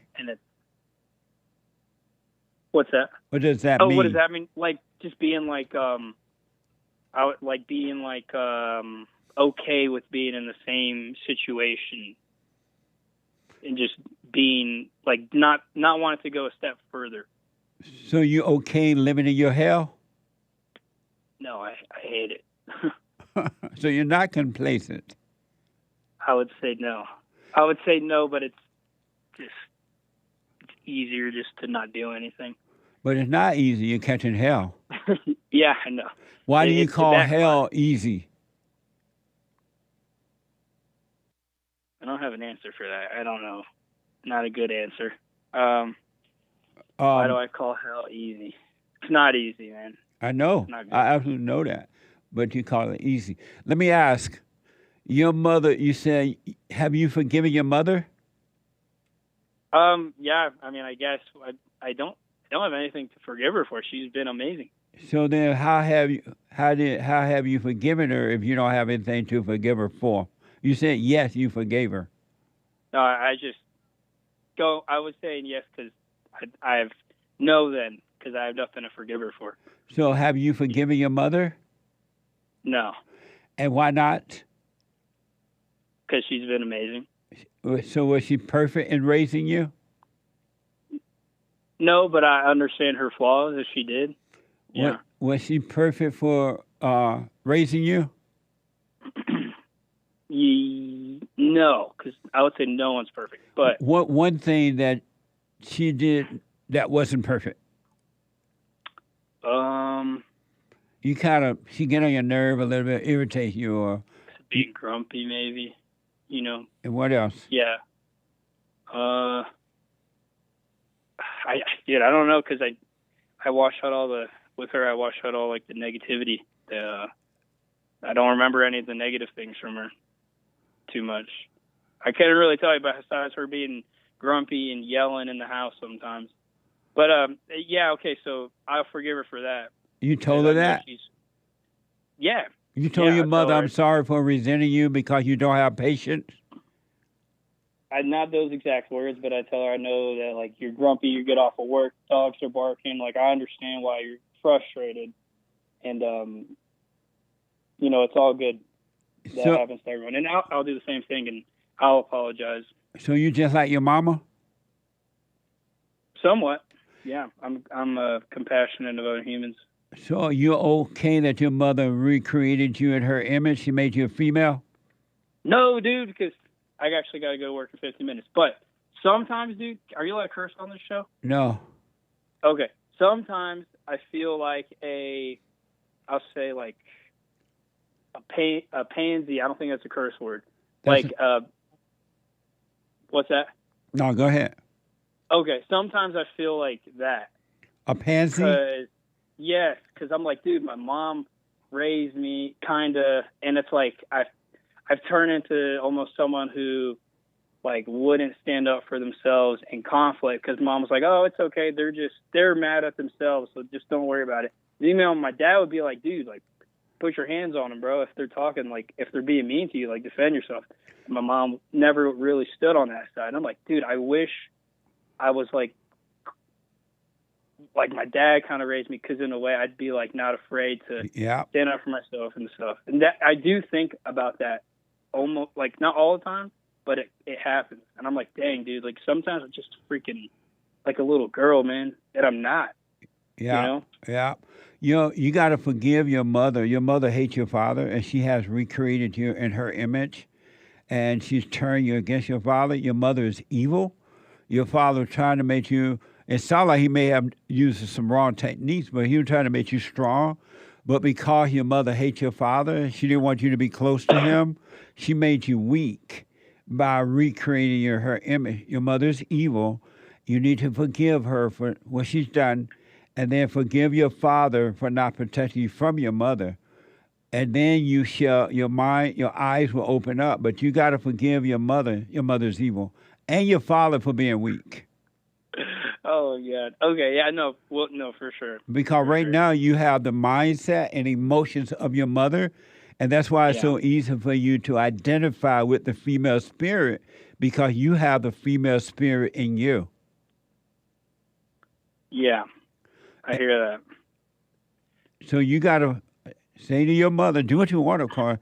I'm sorry for resenting you. You have recreated me in your image. That's why I'm so comfortable, but yet uncomfortable saying you're my best friend. I feel like you and think like you. You got 2 girlfriends together. Isn't it good to have a good mom, though? You don't have a good mother. You have an evil mother. She's been very nice to me. I'm sorry? She's been very nice to me, though. Wait till you stand up to her. That's going to change. Stand up to my mom? Yeah. Yeah. And I hear that. And your mother is not a nice person. Your mother is an evil person posing as a nice person. Nice people are evil people. And you're not supposed to be close to your mama. That's evil. What? All right. You're supposed to return to your father. And through him, you return to God. So I know you got to run, but do what you want with that. Yeah. I recommend you go to rebuildingaman.com and start doing the silent prayer so you can come out of your thoughts, and then face your mother. Your mother had brought hell upon you, and the same hell that's in her is now in you. Her mother did it to her. Her mother did it to her. Your mother did it to you. Your mother did it to him. and you're living a female life. You're not supposed to be close to your mother. You're just not supposed to hate her. Don't be angry at her, but you have no business being close to your mother. She will destroy you, and you're going to see that when you start really working on yourself, and especially if you draw close to your father again, she's going to destroy you. Yeah. Or try. Your mother's not a nice person. Your mother's an evil woman. No such thing as a nice woman. I know that from other ladies. Because is it your mother too? Every woman you get involved with is your mama. Your father was trying to make you strong, and she didn't like that because it would have made you close to him.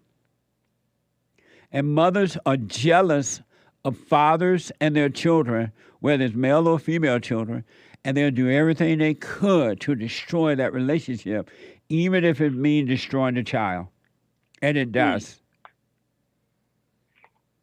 So you say it would be like wrecking me because I'm not who I probably should, like I'm supposed to be. You're not. That's right, because you're of your mother's nature. Her nature is of the devil. Her nature is evil. Damn. All right, well, I have to process this. He said, damn. I'll surely give you a call back. All right. But work on yourself. See what's going on. You must...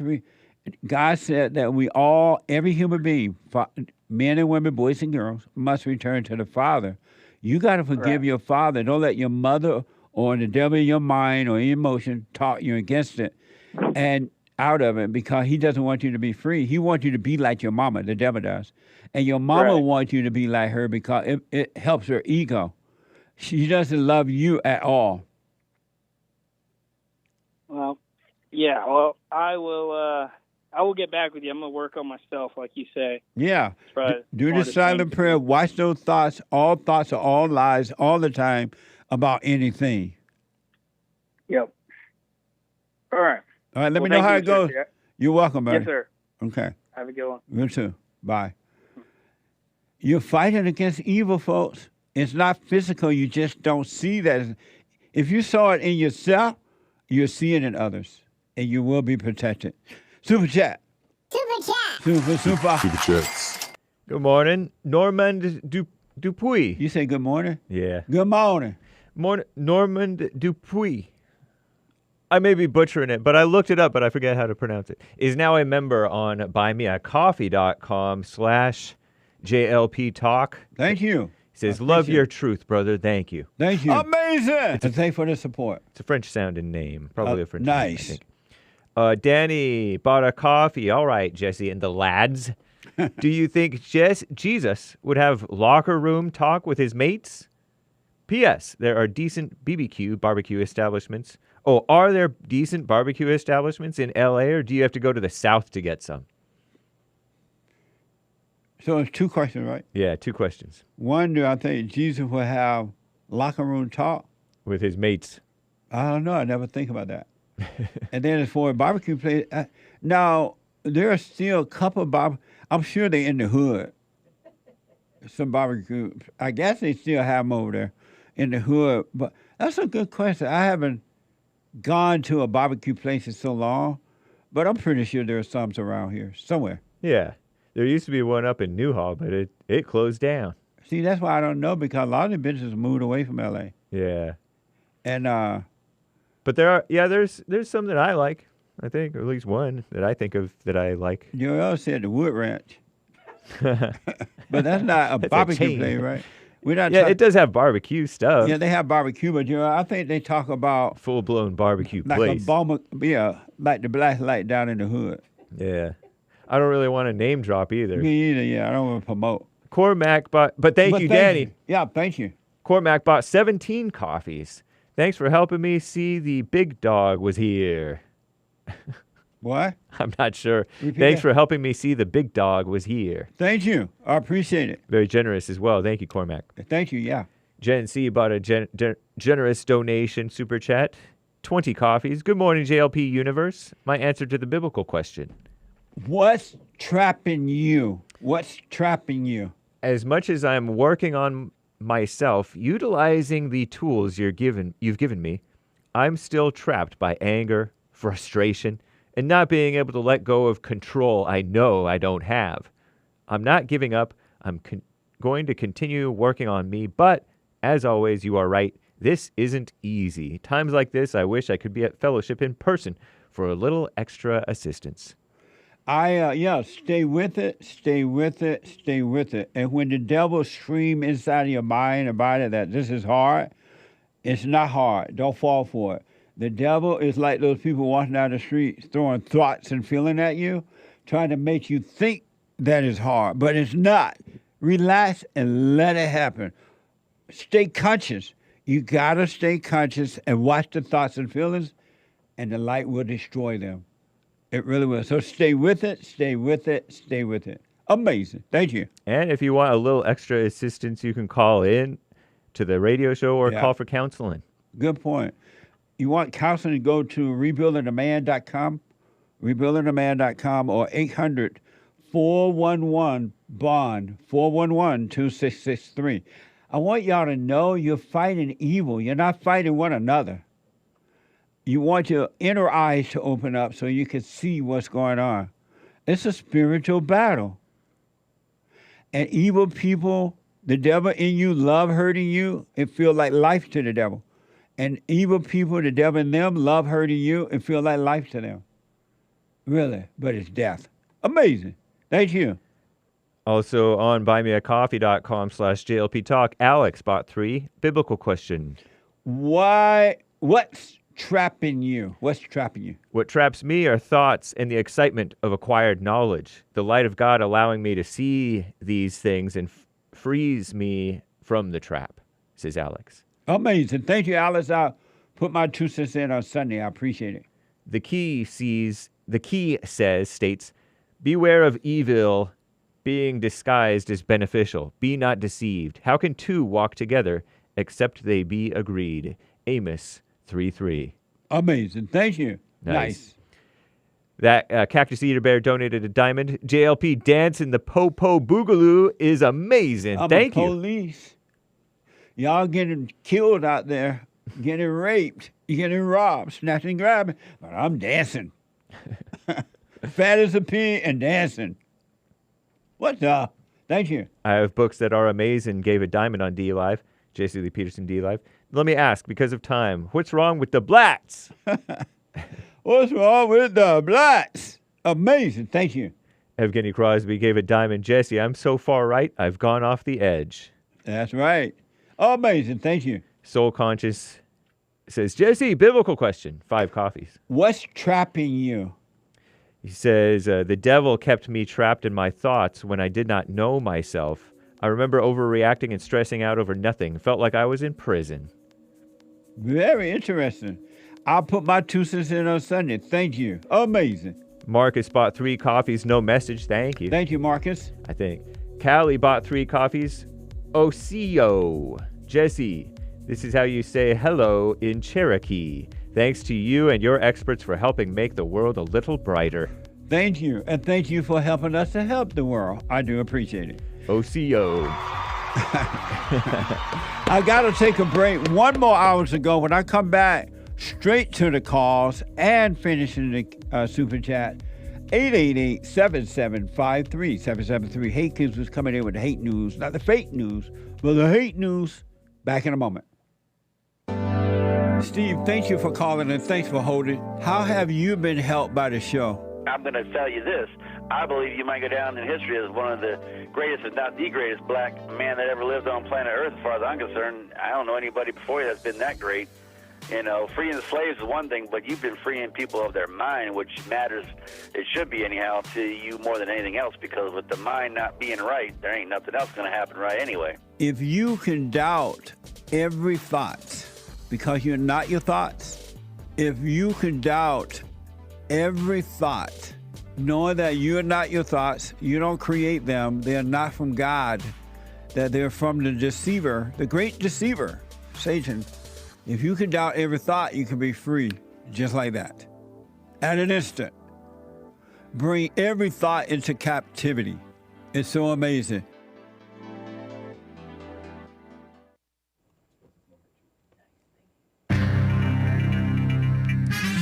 Wendy Williams has that Bruce Willis brain disease. Wish her well. Ukraine propaganda, blah, blah, blah. I'll have this for you in Hake News. And Google's AI is so anti-white, they made their Nazis POC in their drawings. This is the end of hour 2 of the J.C. Lee Peterson Show. It is Friday, February 23rd, AD 2024. Get it off your chest. Friday continues with hour 3 right after this Hake News, not fake news segment here. So stay tuned, callers. The lines are full. JLP will be back to you. And after the J.C. Lee Peterson Show, thehakereport.com. I'm live Monday through Friday, 9 to 11 a.m. Pacific time, right after the J.C. Lee Peterson Show. And then after that, we don't have the Joel Friday TV. He's only Monday through Thursday. And then we don't have American Anchor Baby at noon. He's Monday through Thursday at noon, but he's on at 4 p.m. Pacific time. Because we're gonna have the Fallen State with that Rebecca Contreras gal. Should be pretty fun. So join us on the Fallen State live, quote unquote live premiere, live chat premiere, we'll call it, over there on the Fallen State YouTube channel or Jesse Lee Peterson on Rumble. It is live on Rumble as well as cozy.tv/JLP. And Church with Jesse Lee Peterson on Sunday on the Bond YouTube channel and other JLP live streaming platforms. rebuildingtheman.com/church.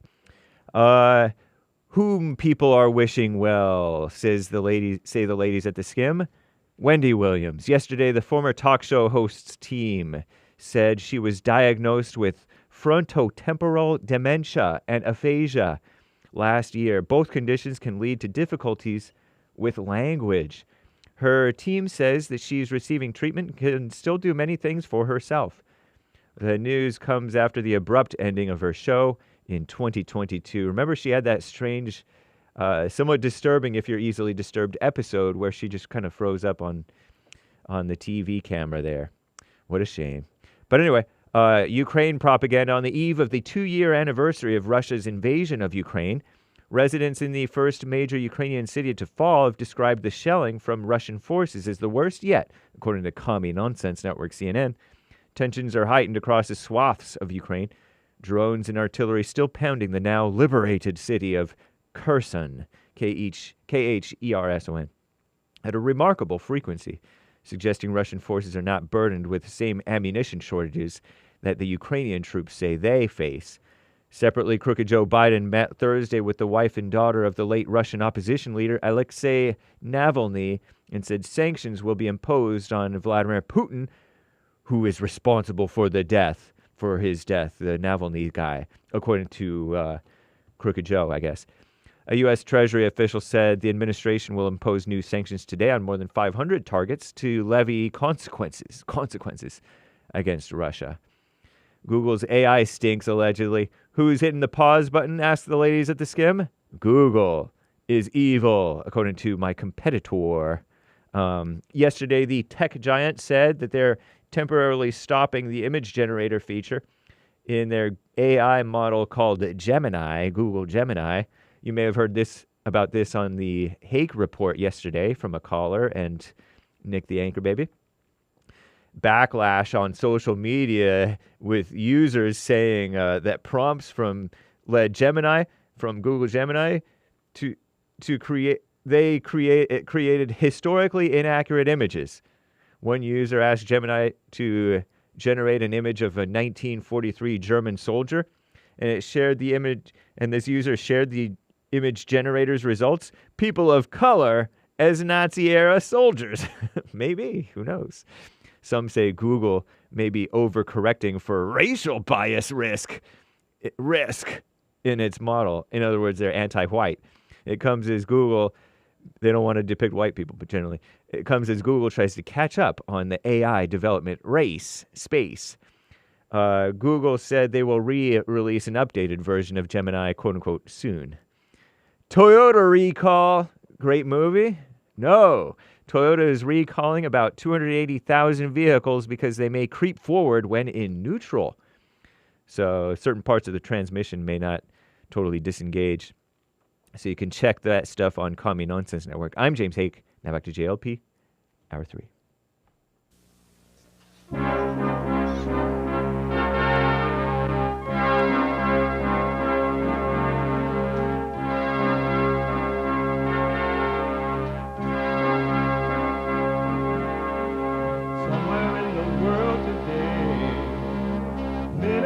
to stand up strong, face the truth about themselves, to understand what went wrong. I know we can find a way. I know we can find a way. I know we can find a way to stand up, stand up, stand up.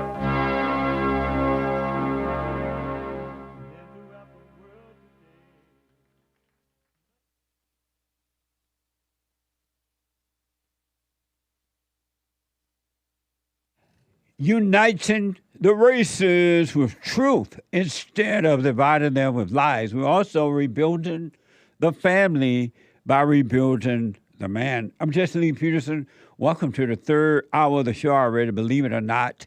You can get involved by calling 888-7753.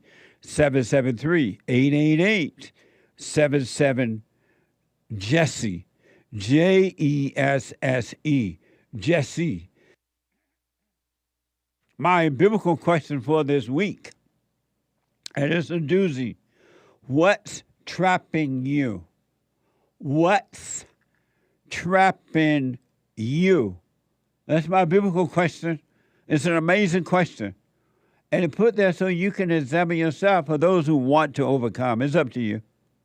We have every way that you can watch and support the show listed on JesseLeePeterson.com/show. JesseLeePeterson.com/show. And if you're out and about and you don't have time to sit and watch the show, you can podcast the show. But if you don't have time to sit and watch it, amazing. You can be listening to the show on your iPhone or iPad by calling the listen line at 641-793-1500. 641-793-1500. Anywhere around the world. We are heard by everybody and their mama around the world. We're on social media. Y'all know that. Support us. Like, follow, ring the bell, subscribe. JLP Talk on X and Rumble.com/Jesse Lee Peterson. It's Friday. Every Friday, by the way, to donate and have your comments read out loud, go to buymeacoffee.com/JLP Talk. Buymeacoffee.com/JLP Talk or rebuildingtheman.com. Rebuildingtheman.com. All right. It's Friday. It's Get It Off Your Chest Day. It is whatever is on your mind. Express yourself Friday. You, Tom, like a mug. You need to go and get yourself bleached because everything you say about black people and you're sitting up there looking like a tar baby. It might sound like a semantics argument, but he's a gray alien. I wonder if he's been smoking pot. But that's sick. That's beta. What now? It's unfortunate, but I do understand it. They're pushing emotions as good. The various thing that need to be dying are your emotions, and it's the very thing that the world offers you, and you take it.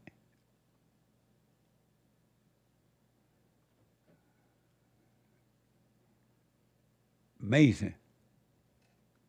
888-7753. It's so amazing, but it's hard to see that the battle is a spiritual battle.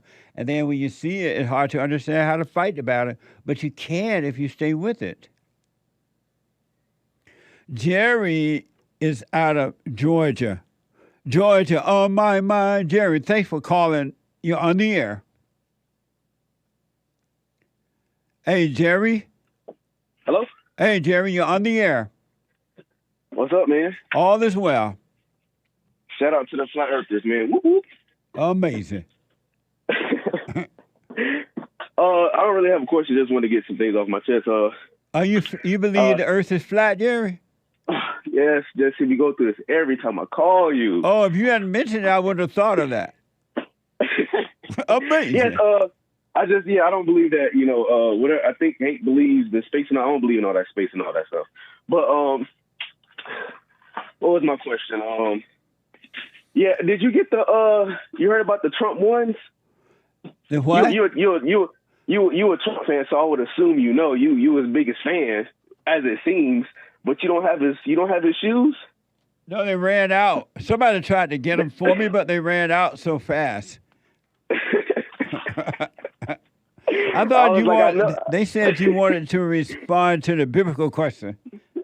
Oh yeah, what's the biblical question? You forgot about that?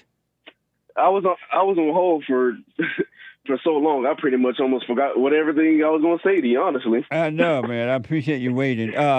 But no, I didn't get the shoes. They sold out within a 24-hour period, I was told. And so that's fine. But the biblical question, what's trapping you? What's trapping you? Not really sure what exactly is trapping me. I believe at one point in time I was trapped. I believe all humans are trapped until they return to the Father. And then, you're spiritually, then you're no longer trapped. You just gotta, seek truth and want to know truth.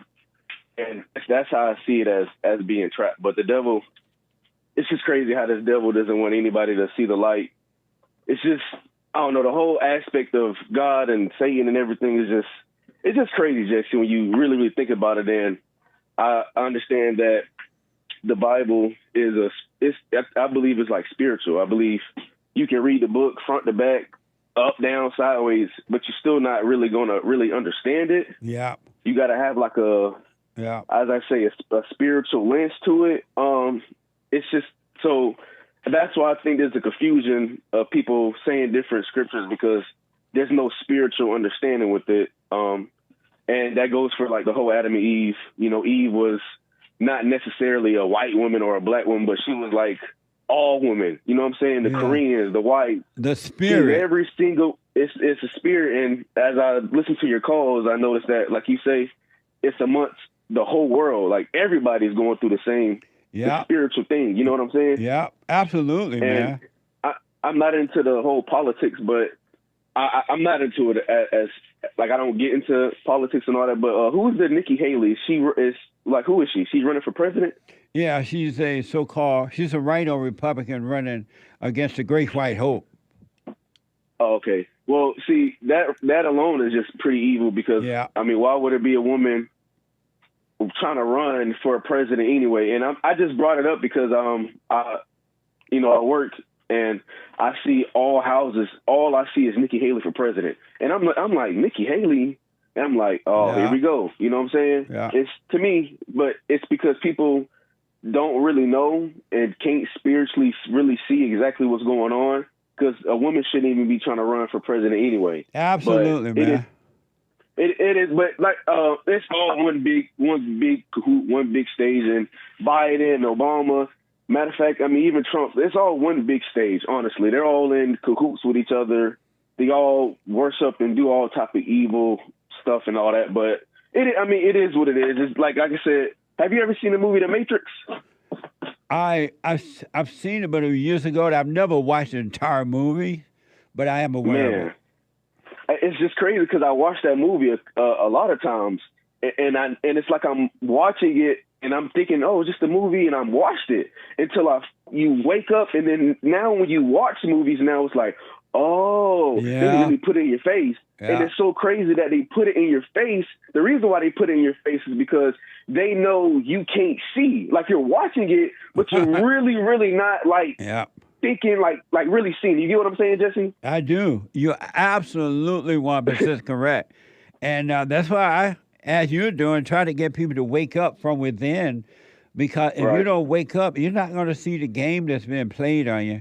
And the one thing I do want to say, though, Trump is not part of that.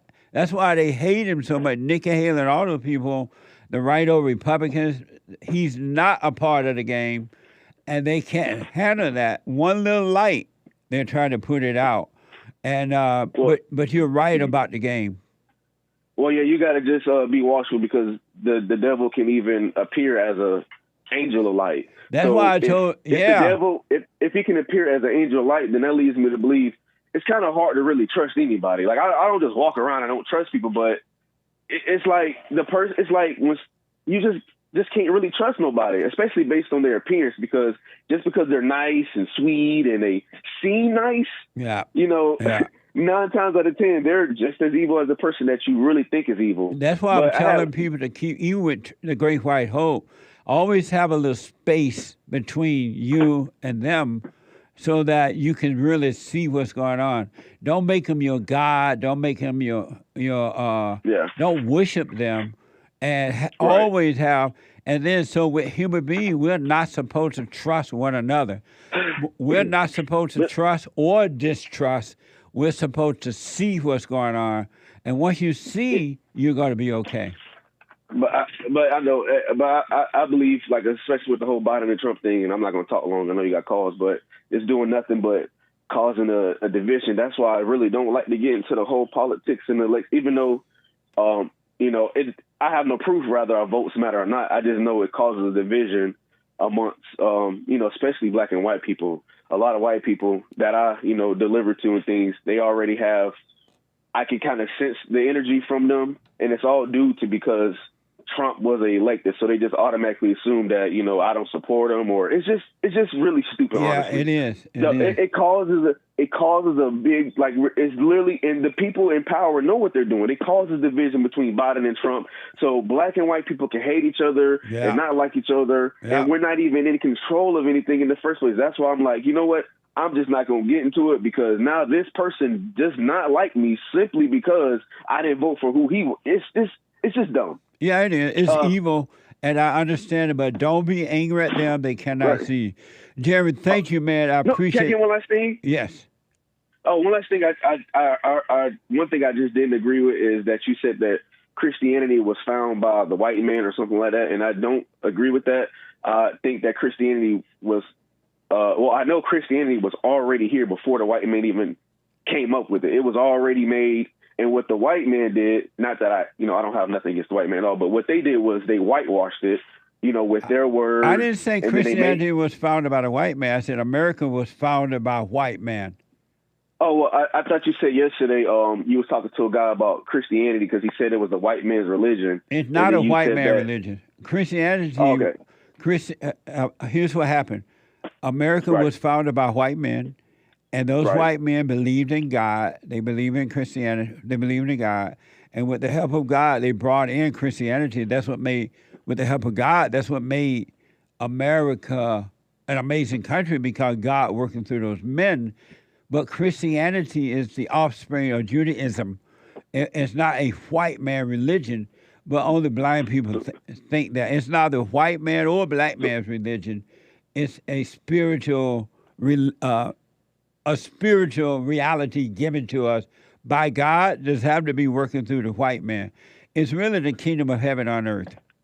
So why would the black people hate the white people for enslaving us if the reason we were enslaved in the first place was because we didn't follow God's command and then we were already enslaved by black people before because they've been told to. They're not thinking for themselves. They've been told to.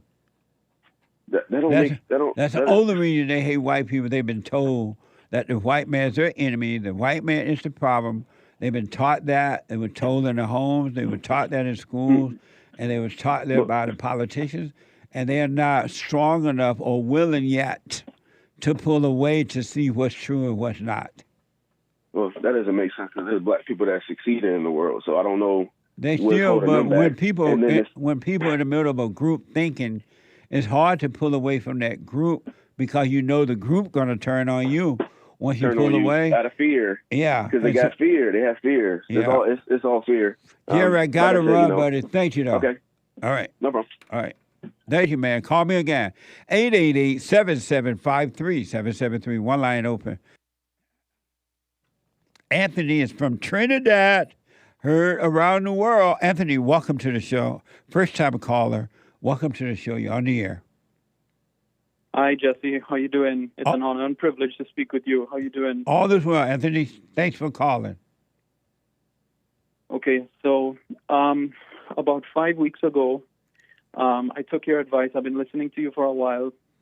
I took your advice and I went and forgave my parents about 5 weeks ago. And it went well. I went to both of them individually. And since January 11th of this year, I've been doing the silent prayer.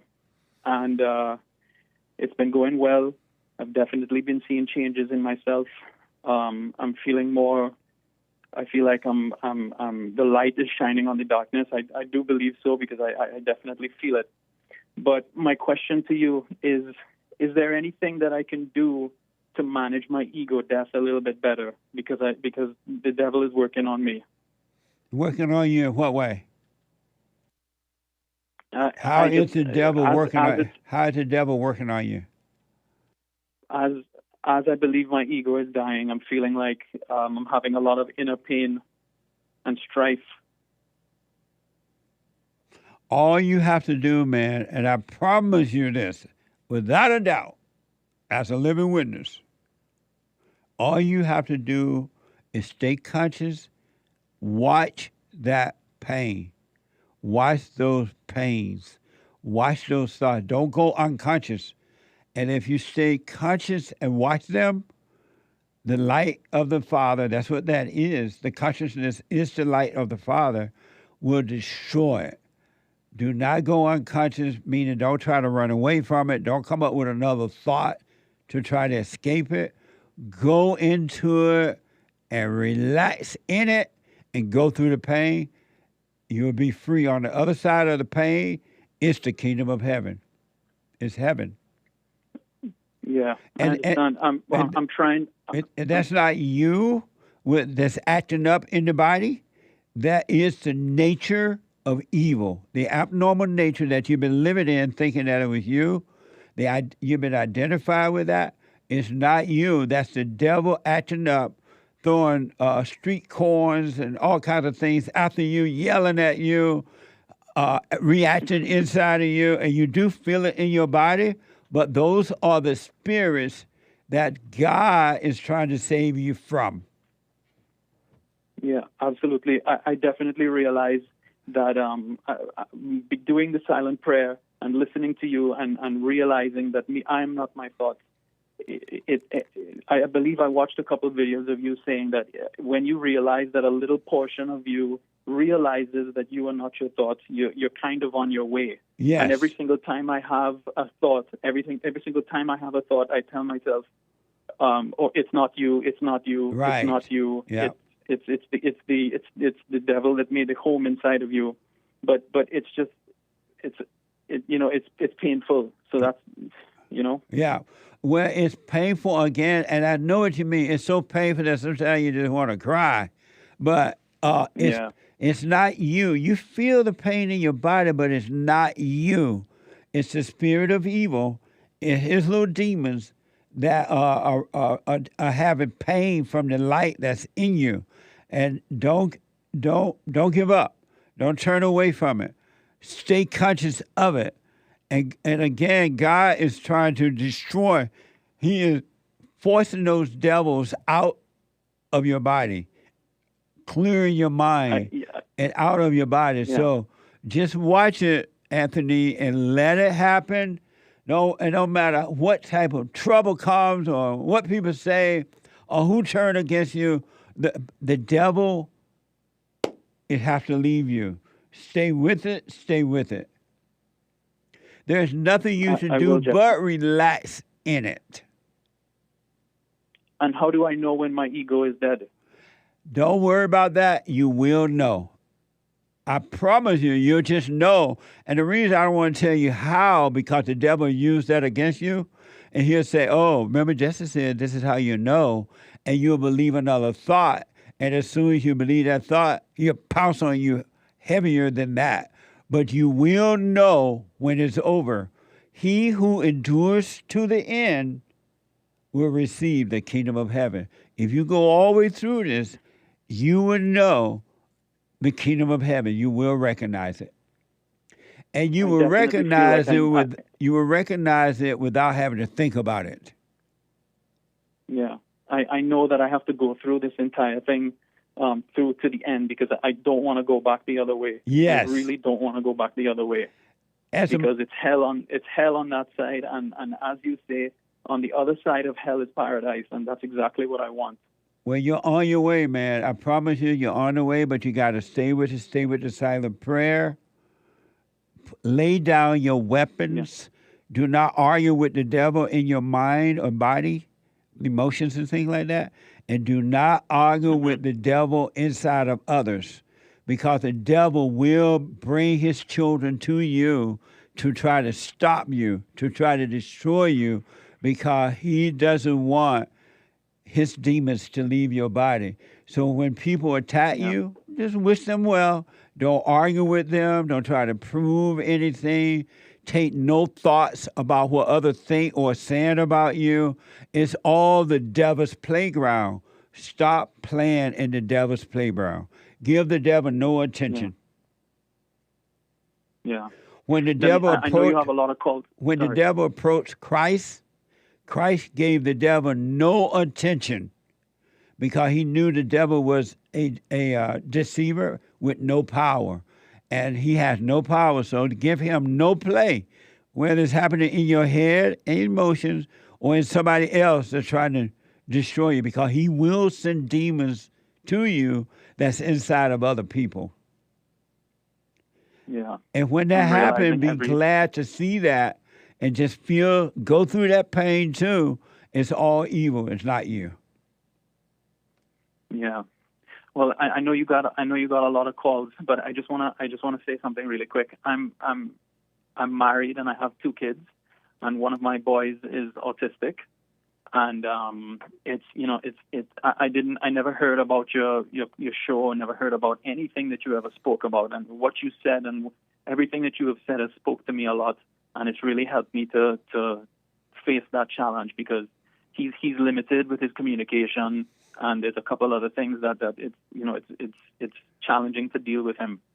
So and there's a lot of other things, and that's why I told myself I had to do the silent prayer. I had to forgive my parents, and I had to go on this journey because there's no other way. Because there's a lot of stuff that I was dealing with. But how do I go about not destroying my kids? How do I go about dealing with my wife properly in the best way possible, and for me to live the best life that I can? Number one, stay on the path. Do the silent prayer. Do not stop doing it. Your battle, you are your world.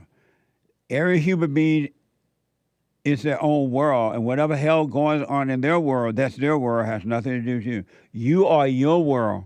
So you watch those thoughts, do the silent prayer, relax, right? And then the light is going to get brighter and brighter and brighter. And you will see how to deal with your wife, your children, the other people, even your enemy. You would see how to deal with them in a perfect way when and if you need to deal with them. You would totally see how to do it, because God is saving you from darkness. He's bringing you into the light, and the light will guide you. Just like the darkness has been guiding you all your life, the light, your nature will change, which is the ego nature, and the light of God will guide you. Don't worry about that. You'll see how to do it when you need to. Always live in the present. Never wonder about how you're going to deal with something, what will happen if this happened, what has happened. When you do that, you're living in a divide. You're divided. You're living in time. But when you don't give into that, you're living in the present. And that's where God, that's where life, real life, that's where everything is. He'll show you how to deal with it. Don't be angry with your wife. And you with your artistic child. I'm not a doctor or anything, so I'm not giving medical advice. But even the spirits that's in him, the Father will show you how to deal with that, and it's going to be amazing. Yeah. Okay. But just don't be when anger pops up, or lack of patience or whatever, don't call it you. Just see it. But don't let the devil tell you, oh, you're angry again. I thought the anger was gone. Those are spirits called anger, but they're evil spirits. It's not you, so don't fall for it. Yeah. All right, Jesse. I really appreciate your time and your words, and this call has been amazing. Amazing. Stay with it. I'm telling you, stay with it. Don't worry about how long it would take. Don't worry about how difficult the path. That was actually my next question. Don't worry about how difficult the path is, the straight and narrow path. Don't worry about how painful it is. Don't get into any of that, because all of that, those spirits are not you. The spirit are worried about how difficult it is. The spirit are worried about how long it's going to take. The spirit are worried about how painful it is. The spirit of this is all evil spirits. It's not you. All right. All right, Jesse, I really appreciate your time. Thank you so much for your words and your words of encouragement, and I appreciate you. Thank you so much for everything you do. You're welcome, man. Stay with us. Stay with us. Let me know how it goes. I will. Thank you. All right. Have a good day. Amazing. All the way from Trinidad. I told y'all, it's the same with every human being. You must be born again. You must return to the Father. And it ain't pretty. Hell ain't pretty. Hell is not pretty. Emotions ain't pretty. So-called good ones or bad ones. Ideas ain't pretty. So-called good ones or bad ones ain't pretty. If you want to live, you must die. The ego death, the spiritual ego death, which is evil. And there's no such thing as spiritual death. Dan is a first-time caller out of Connecticut. Dan, welcome to the show. There's no such thing as a physical death. There's only a spiritual death. Hey. One time to die, and that's from the ego. Hey, Dan. Hey, how we doing, Jesse? All is well. Thanks for calling. Yeah, I was basically calling in because, but I mean, I feel like I kind of got my answers my question answered by everyone who called in. I forgave my mother, forgave my father, and that was in December, like right on Christmas, basically. And yeah, I've just been with the silent prayer for almost like 3-4 months. And I don't know, man. I had a moment that cost me my whole job and everything. And I was just like I wasn't even mad when I got home. I was just like more in just disbelief, like how I thought I let go of the anger. I thought I was just someone else at that point, and then just lost it, man. You know why? Like, do I know why I lost it? Yeah. No. I mean, like, I was even telling myself that morning, I was like, I'm an agent of God, and I do not serve the devil. Like, I literally told myself that. And that's what the problem is. You went back into thoughts, and they set you up. And the moment you thought you were agents of God, and then feeling good about that, and Satan told you, no, you're not. Here's a agent of the devil. And that's what the devil does. He build you up, then let you down. Let you down, then build you up. Build you up and let you down. All thoughts are all lies all the time, even about dying. So do not get into that. Don't worry about it. Go back to the silent prayer. Stop identifying with anger and stop identifying with thoughts. All thoughts are all lies. You just went back to a thought. That's what happened. Thoughts are not your friend. Yeah. So just go back to the prayer, watch those thoughts. Hold on. The treasure chest is now open on D-Live. Back in a moment. Back in a moment. Hold on, Dan. Check out my book, For Raised to Responsibility. I show you how I was able to overcome anger. The spirit of anger was taken away from me. I had it. And as a result of having anger, I was insecure. I had doubt, worry, fear. I was in a fallen state and didn't know it. And it wasn't until I went and forgave my mother who tried to turn me away from my father. I forgave my father for not being there and returned back to him. My spirit connected with his spirit, and through him, I was able to return to God. And I have perfect peace. Perfect love casts out anger. And when anger is gone, fear and doubt, worry, insecurity, suicidal thoughts, all of that is gone, and you are free. Amazon.com, Barnes & Noble, or if you want an autographed copy, you can go to my website at rebuildingtheman.com or call 800-411-BOND.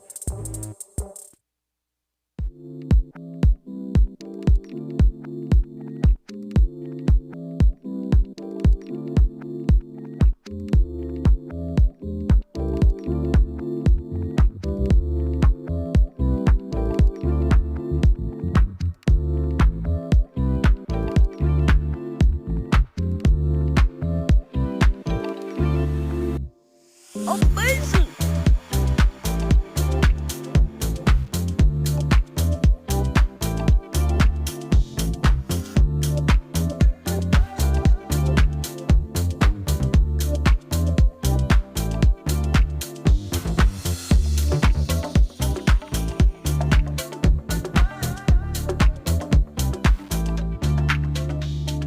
Amazing.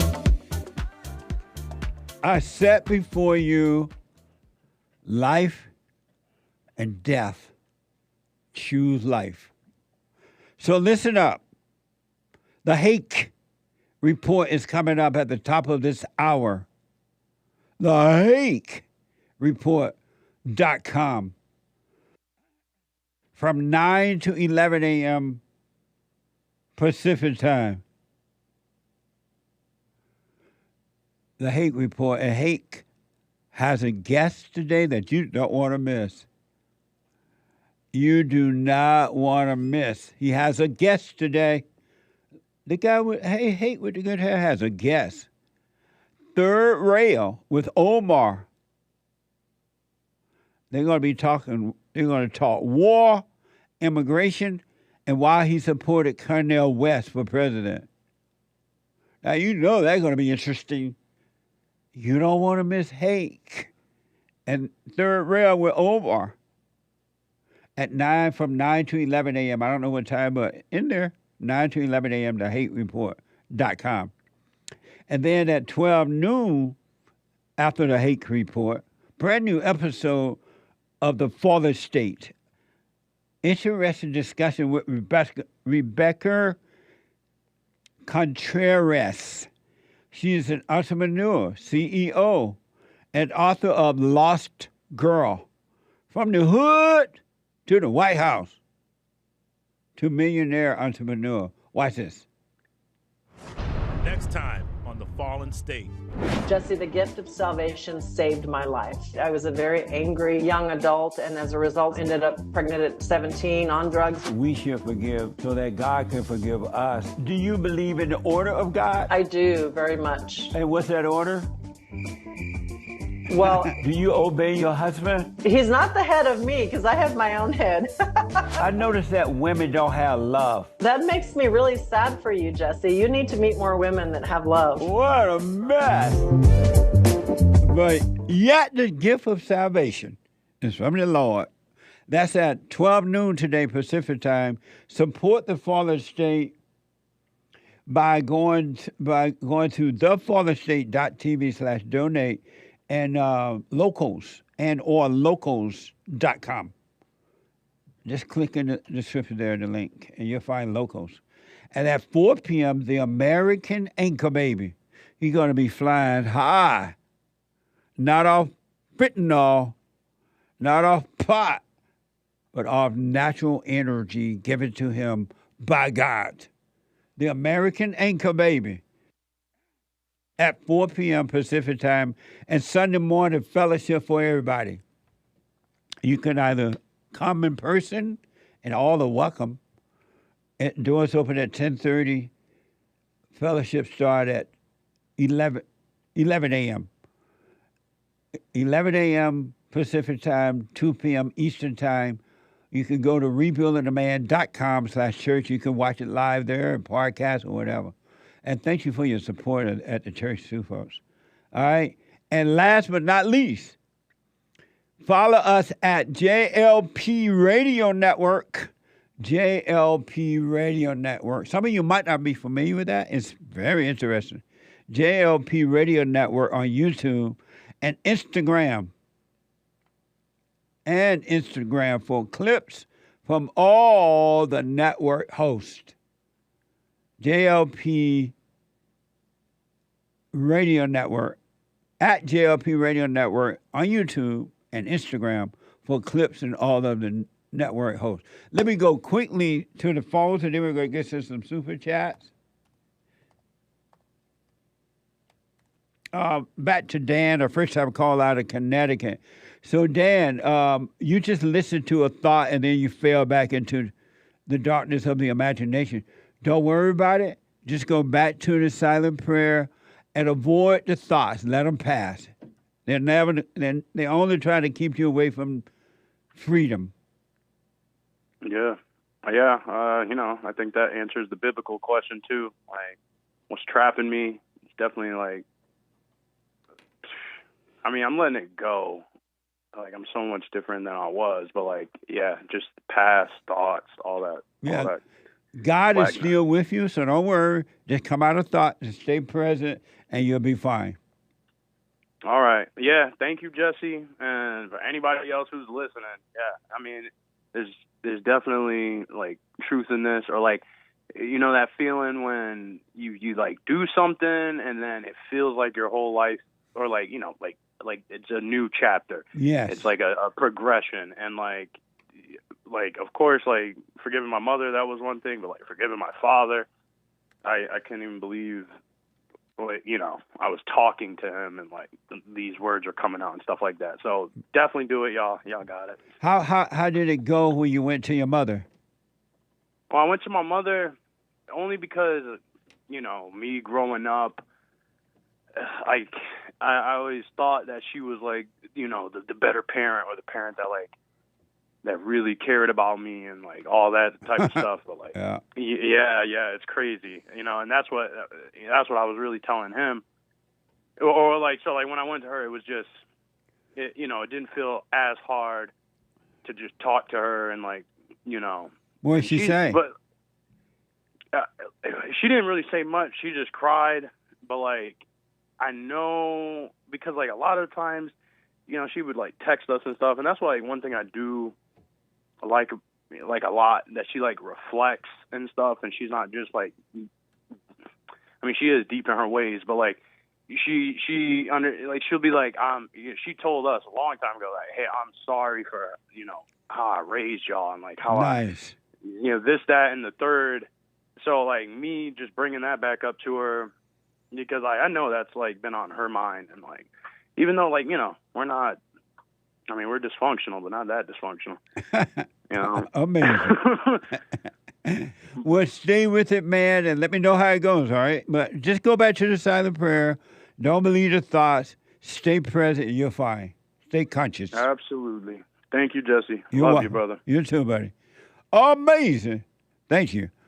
Brian is out of, there's a line open, 888-7753-773. And ladies, y'all got to do the same thing too. There's no different. You must return to the Father. You're not going to find it any other way. Brian is out of Oregon. Brian, welcome to the show. You're on the air. How you doing, Jesse? I just moved to Oregon from New York. Amazing. Yeah, I've spoken to you quite a few times. So I got to Oregon, and I didn't have my son's vaccine records for so he can attend the school. So they kept insisting that they needed the vaccine records. So the quickest course of action for me to take was to do the vaccine exemption at the school. But the thing is, I don't really know how to read that well. So I actually kind of needed my son's help in filling out the forms. So I went to the school, and I had my son watching the video, and I was talking to the lady at the desk for a few seconds. Then the principal comes in and says that he's not supposed to be watching that he's not old enough to watch it.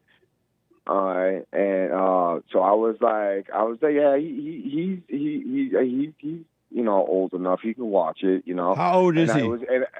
He's 13. Oh, okay. So I was trying, and while I was saying, yeah, he's old enough to watch it, I was my next words out of my mouth would have been, and plus, I'm not a very good reader, so I kind of need my son's assistance. You know, and I never got to say anything past that. She just was cutting me off and just over talking me, saying, "You have to do it, blah, blah, this, that, and the next." And I said, "You know what? I'm calling the cops." And she says to me, "You're not allowed to call the cops. You can't call the cops." Like, basically, she's saying I'm not allowed to call the cops. Only she can. She's calling the cops, and that she has her own police, and that she's already called the cops. Then this guy comes over and he tells me, "Leave. You're not welcomed here. Don't you ever come back." So I looked at him. I said, and I pointed at him. I said, "Yo, watch your tone of voice with me. There's no need to be disrespectful." You know, and they're like, "Well, you're not welcomed here. Leave." I said, "No, I'm gonna wait for the cops to come." And they basically they kept pressuring me, and it was the tone of voice. It was, "Leave. You're not welcomed here. You know, get out." I was like, so I started to leave. I'm leaving out the door, and again the guy said, "Don't you ever come back." And I turned around, I looked at him, like, "Yo, watch your tone of voice with me." And I pointed at him again. Now, I wasn't being aggressive or anything. I was like, "Watch your tone of voice. There's no need to be disrespectful." So the principal hands the guy a baseball bat. All right. So I see a baseball bat. My initial response is to close the distance between me and that guy. I don't want him to be able to swing it at me. So I closed the gap. I reached to go take the bat. He put the bat behind his back, and then he took like 3 steps back. I looked at him, and then I stepped outside the school. Okay, I got in the car with my son. All right, and we went home. And when I got home, I called the cops, and the cops came to my house, and they asked me what happened, and they were arresting me for an assault 4. The principal said that I grabbed her and left red marks and bruises on her arm. I never touched her. I told the police officer, I said, no, I never touched that lady. That never happened. I said, look at the camera. All right, I never touched her. All right. They booked me. Well, they said they had to put the school on a lockdown, so they have to give me a harassment. And then she wrote me a letter. Saying that that I'm banned from all schools, and if I have any questions, to please call her at such and such number. But I just got a piece of paper from the police saying I'm not supposed to have any contact with her at all. So now it's like a taunt. She's taunting me to call her. And this is ridiculous. You know, at my son's school, the principal said to me, "I like to listen to the parents. All right. By understanding the parents, I can better understand how to teach the children." At a different school, that's right. That's what he said. What do you think of that? I think that you did this to yourself. Number one, there's no such thing as disrespect. It doesn't exist. And so when they talked to you that way, you took it personal. And your ego was affected. And that reaction to the ego made you get deep into a hole. Whereas if you didn't worry about whether someone respected you or not, because, ego, you would have just said, "Oh, thank you, I'm in the wrong place then," and went and found a private school or a homeschool or something. They were letting you know in advance. They were letting you know that in advance you don't want your kid at this school by their action, but you took it personal, and so you brought that trouble by yourself. That's true. So just learn from it. Don't call her. Don't call anybody at school. Be done with the schools. Don't be angry about it, and stop overreacting. My son does have to attend school, so I did send him to school today. But you are right. I did allow the tone of voice that they were having toward me to affect my mood. You're absolutely right about that. Because you think that people need to act a certain way toward you. You think they need to respect you. They think that. And why do you care? Why do you even get a second thought how someone act toward you? That's on them. It has nothing to do with you. Yeah, but I just wanted to point out the good egg and the bad egg. Are you still going to stay in Oregon, or you'll get out of there? No. It's the open air, the fresh air, the land. Okay. It's a much better environment. But I just wanted to point this out. My son's last principal, what he said to me is, I like to listen to the parents. By listening to the parents, I get a better understanding on how the children need to be taught. Yeah, that's right. But let me say this, Brian, because I got to rub. It was a female. But I do. It was a female principal, Jess, and she just caused a whole lot of drama. Yeah, she caused me a lot of drama. Still, but it's okay. I'm not mad. Right I'm not on. mad or anything. Yeah. But just learn from it about is you. Learn from it about you, so you can see how to deal with the world. You're not responsible for their action, and they're not responsible for yours. But just watch how you overreact. I got to run, Brian. Call me again, though. I'm glad it worked out. Shout out, it worked out for you. Oh, no, I still have to go to court, but, Amazing. It is what it is. Okay. Let me know how it goes, all right? Okay. All right, buddy. 888-7753-773. Listen, folks, get rid of all these ideas of how you want people to act and how you want them to treat you. And just work on you, live in your own world, and give it 2 cents of a thought how someone should treat you. What do you care? I don't care about that, period. That's on them. If they want to live in their hell and try to dump it on you, don't accept it. Wish them well. Ricardo is a first-time caller out of California. Ricardo, thanks for calling. Thanks for holding. You're on the air. Big Jess. How you doing, brother, man? All is well, sir. Here's the deal. When you say I'm forgiving the parents. Come back to your phone and speak up. Okay. When you say I'm forgiving forgiving your mom, are you saying it has to be done in person? What's your mindset about behind that? Yeah, if you can do it in person, it's definitely best is done in person so you can face her to go and overcome the fear that you have. Right, yeah, because I've forgiven her, and what happens is if I go to her in person, it's like opening up a fight, and I'm too much at peace at this point to kind of go backwards I forgive her. Between me and God, I forgive her. Right. But it's not a smart move for me to go to her because I just know that, not in all cases, but I know what type of lady she is. And it's kind of like I'm looking for a fight, and it goes running around the family, and Rick said this, and blah, blah, blah, and she's a mess. I know, but don't fight with her.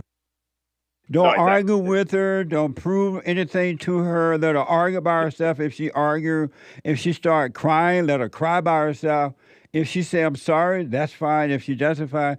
You forgive her, shaking in your boots, and then God will forgive you. And he would take that spirit that she passed on to you away from you, and you will overcome fear. But you got and whatever the family members say or anyone says about it, give them the finger. It has nothing to do with you. Right. And just I respect you so much, man, because my name's Ricardo, but he black. He black. So it's amazing that I finally found someone else who stands up to our people. A lot of people think since you're black, you're supposed to think this way. Right. And I call it out. And true, you start kind of losing friends. You kind of, because they're trained that all black people are supposed to think alike. Yeah. And I'm like, hell no. Like, they could see a guy drive up a street, a thug, shoot up a bunch of black kids, and when the police come, their focus is on how the cops treated the thug. Yeah. And it's this whole mentality of, if it's black, you got to support it. But what if it's bad? It doesn't matter. We have to support it. And I'm like, it's just a pitiful mentality that we have. Well, I'm glad you're overcoming that, man. Just stay with it. You haven't seen anything yet.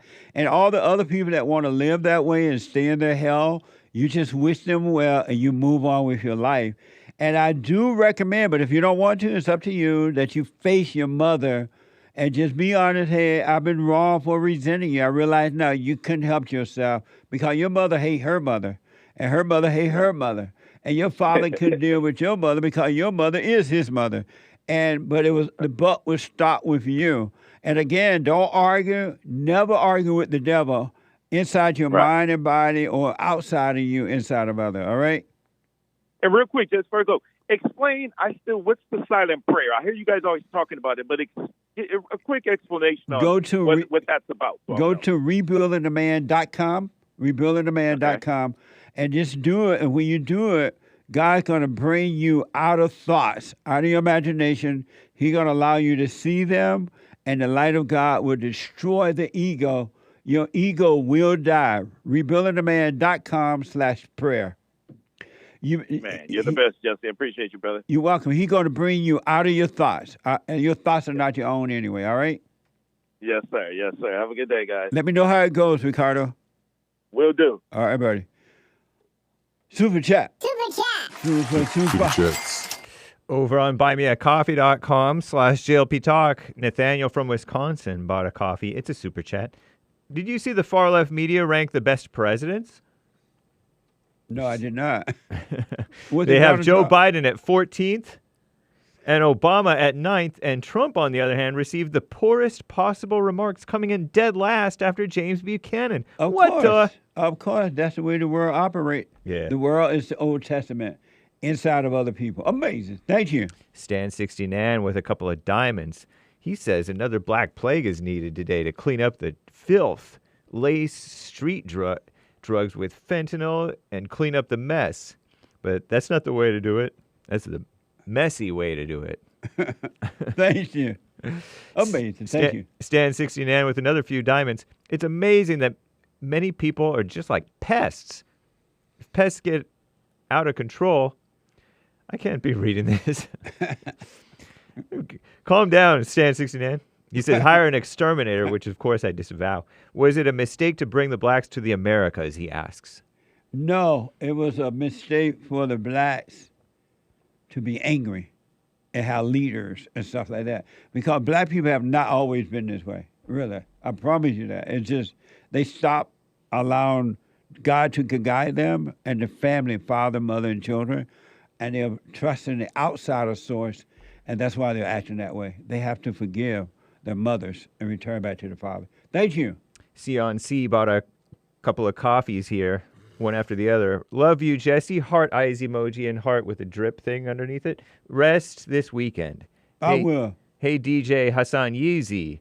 Shoe emoji. Hope Sandman and his strange, cute-looking face is well. Amazing. Thank you, CL. You like the way I was doing my police dance? She prefers your African dance. Amazing. She also bought a coffee. The new kitten I will get, I'm going to name him Punchy or Hank. Amazing. Thank you. And she spelled it Punchy. Which is wrong. Yeah, that's the wrong spelling of Punchy. Punchie. That's Amazing. Right. The Key bought a coffee, Thank thank you. Great spirits suffer violent opposition from those with mediocre minds. Evil wants mankind's consciousness. Yeah. Consciousness is tied to one's true self, the spirit. The attack is against those with a sovereign mind. Absolutely. It's so amazing. What's so amazing when you, because I haven't always seen the attack, but it's amazing when you're allowed to see it in you, in your imagination here, and outside of you, inside of others. It's like mind-blowing to see it, and not with the physical eyes, but the spiritual eyes. It's something else. Thank you. There is a super chat, another one from the Key Coffee. Biden-Harris campaign slogan was, the battle for the soul of America. And now we see the emergence of the Neuralink under his term as the president. This technology is designed to capture and reprogram a person's consciousness, Jesse. Do you think the Neuralink is the chip the masses will accept into their body unto damnation? The chip is the spirit of evil. Thank you all so much. I got to end. We'll finish those on Monday. Right on. If the Lord is willing. James, the first time I called, I wanted so badly to get to you. Go ahead real fast. Hello, Jesse. Hey, James, real fast. Okay, I know the biblical question for this week is, how do you know, or what is trapping you? Yeah. How can I find out? Because I just don't know. Okay. By getting to know yourself, do the silent prayer and watch thoughts and feelings, and you will come to know. And listen to church on Sunday. I'll be talking about it Sunday. rebuildingtheman.com/church. at 11 a.m. Pacific time. Watch it on Sunday and call me on Monday. Okay, sounds good, Jesse. Thank you. All right, buddy. Amazing. I wonder, he waited so long, and so many people waiting. I'm so out of time to the callers. Call me back on Monday. Watch church on Sunday. Everybody. Or come, if you're in the area, come on down. Rebuildingtheman.com/church.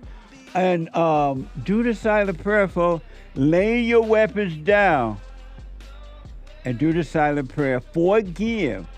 Work on you. You are responsible for your own world. Forgive. There's never a time you're allowed to be angry and judge. All right? And you'll be free. You will become free.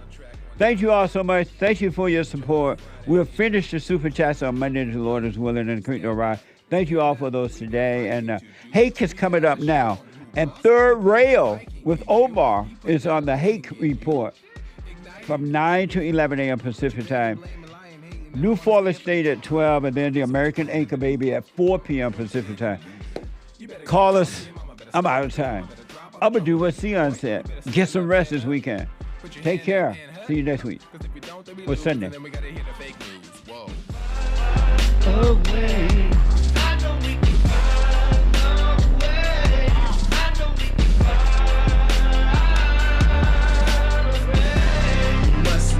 So you get something went wrong, but face the truth about yourself and just seek first God's kingdom, cause you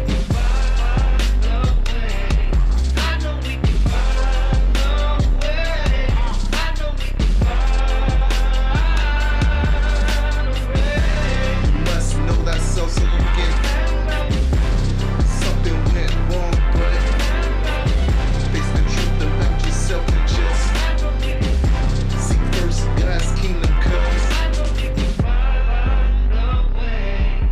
I know we can find a way.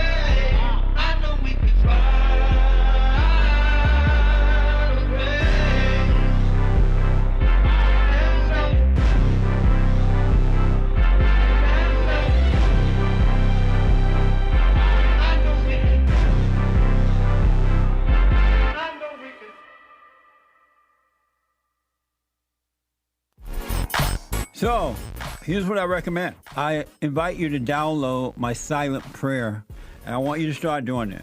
You just download it, get the points of how to do it, and then after a while, you just do it on your own. It's going to point you in the right direction that your life will be returned to you from God. He will give you your life back, because anyone and all people who has anger, they're not themselves. You are the person that you are angry at. That's why it's so important to get to know yourself so that you can see who you're angry at.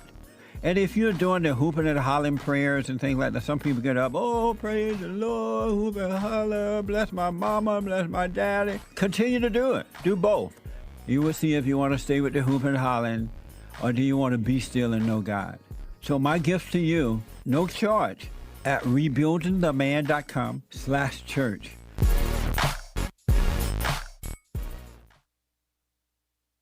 So I asked the question, are you better than a child molester? I've discovered over the 30 years of counseling, the one thing that's missing,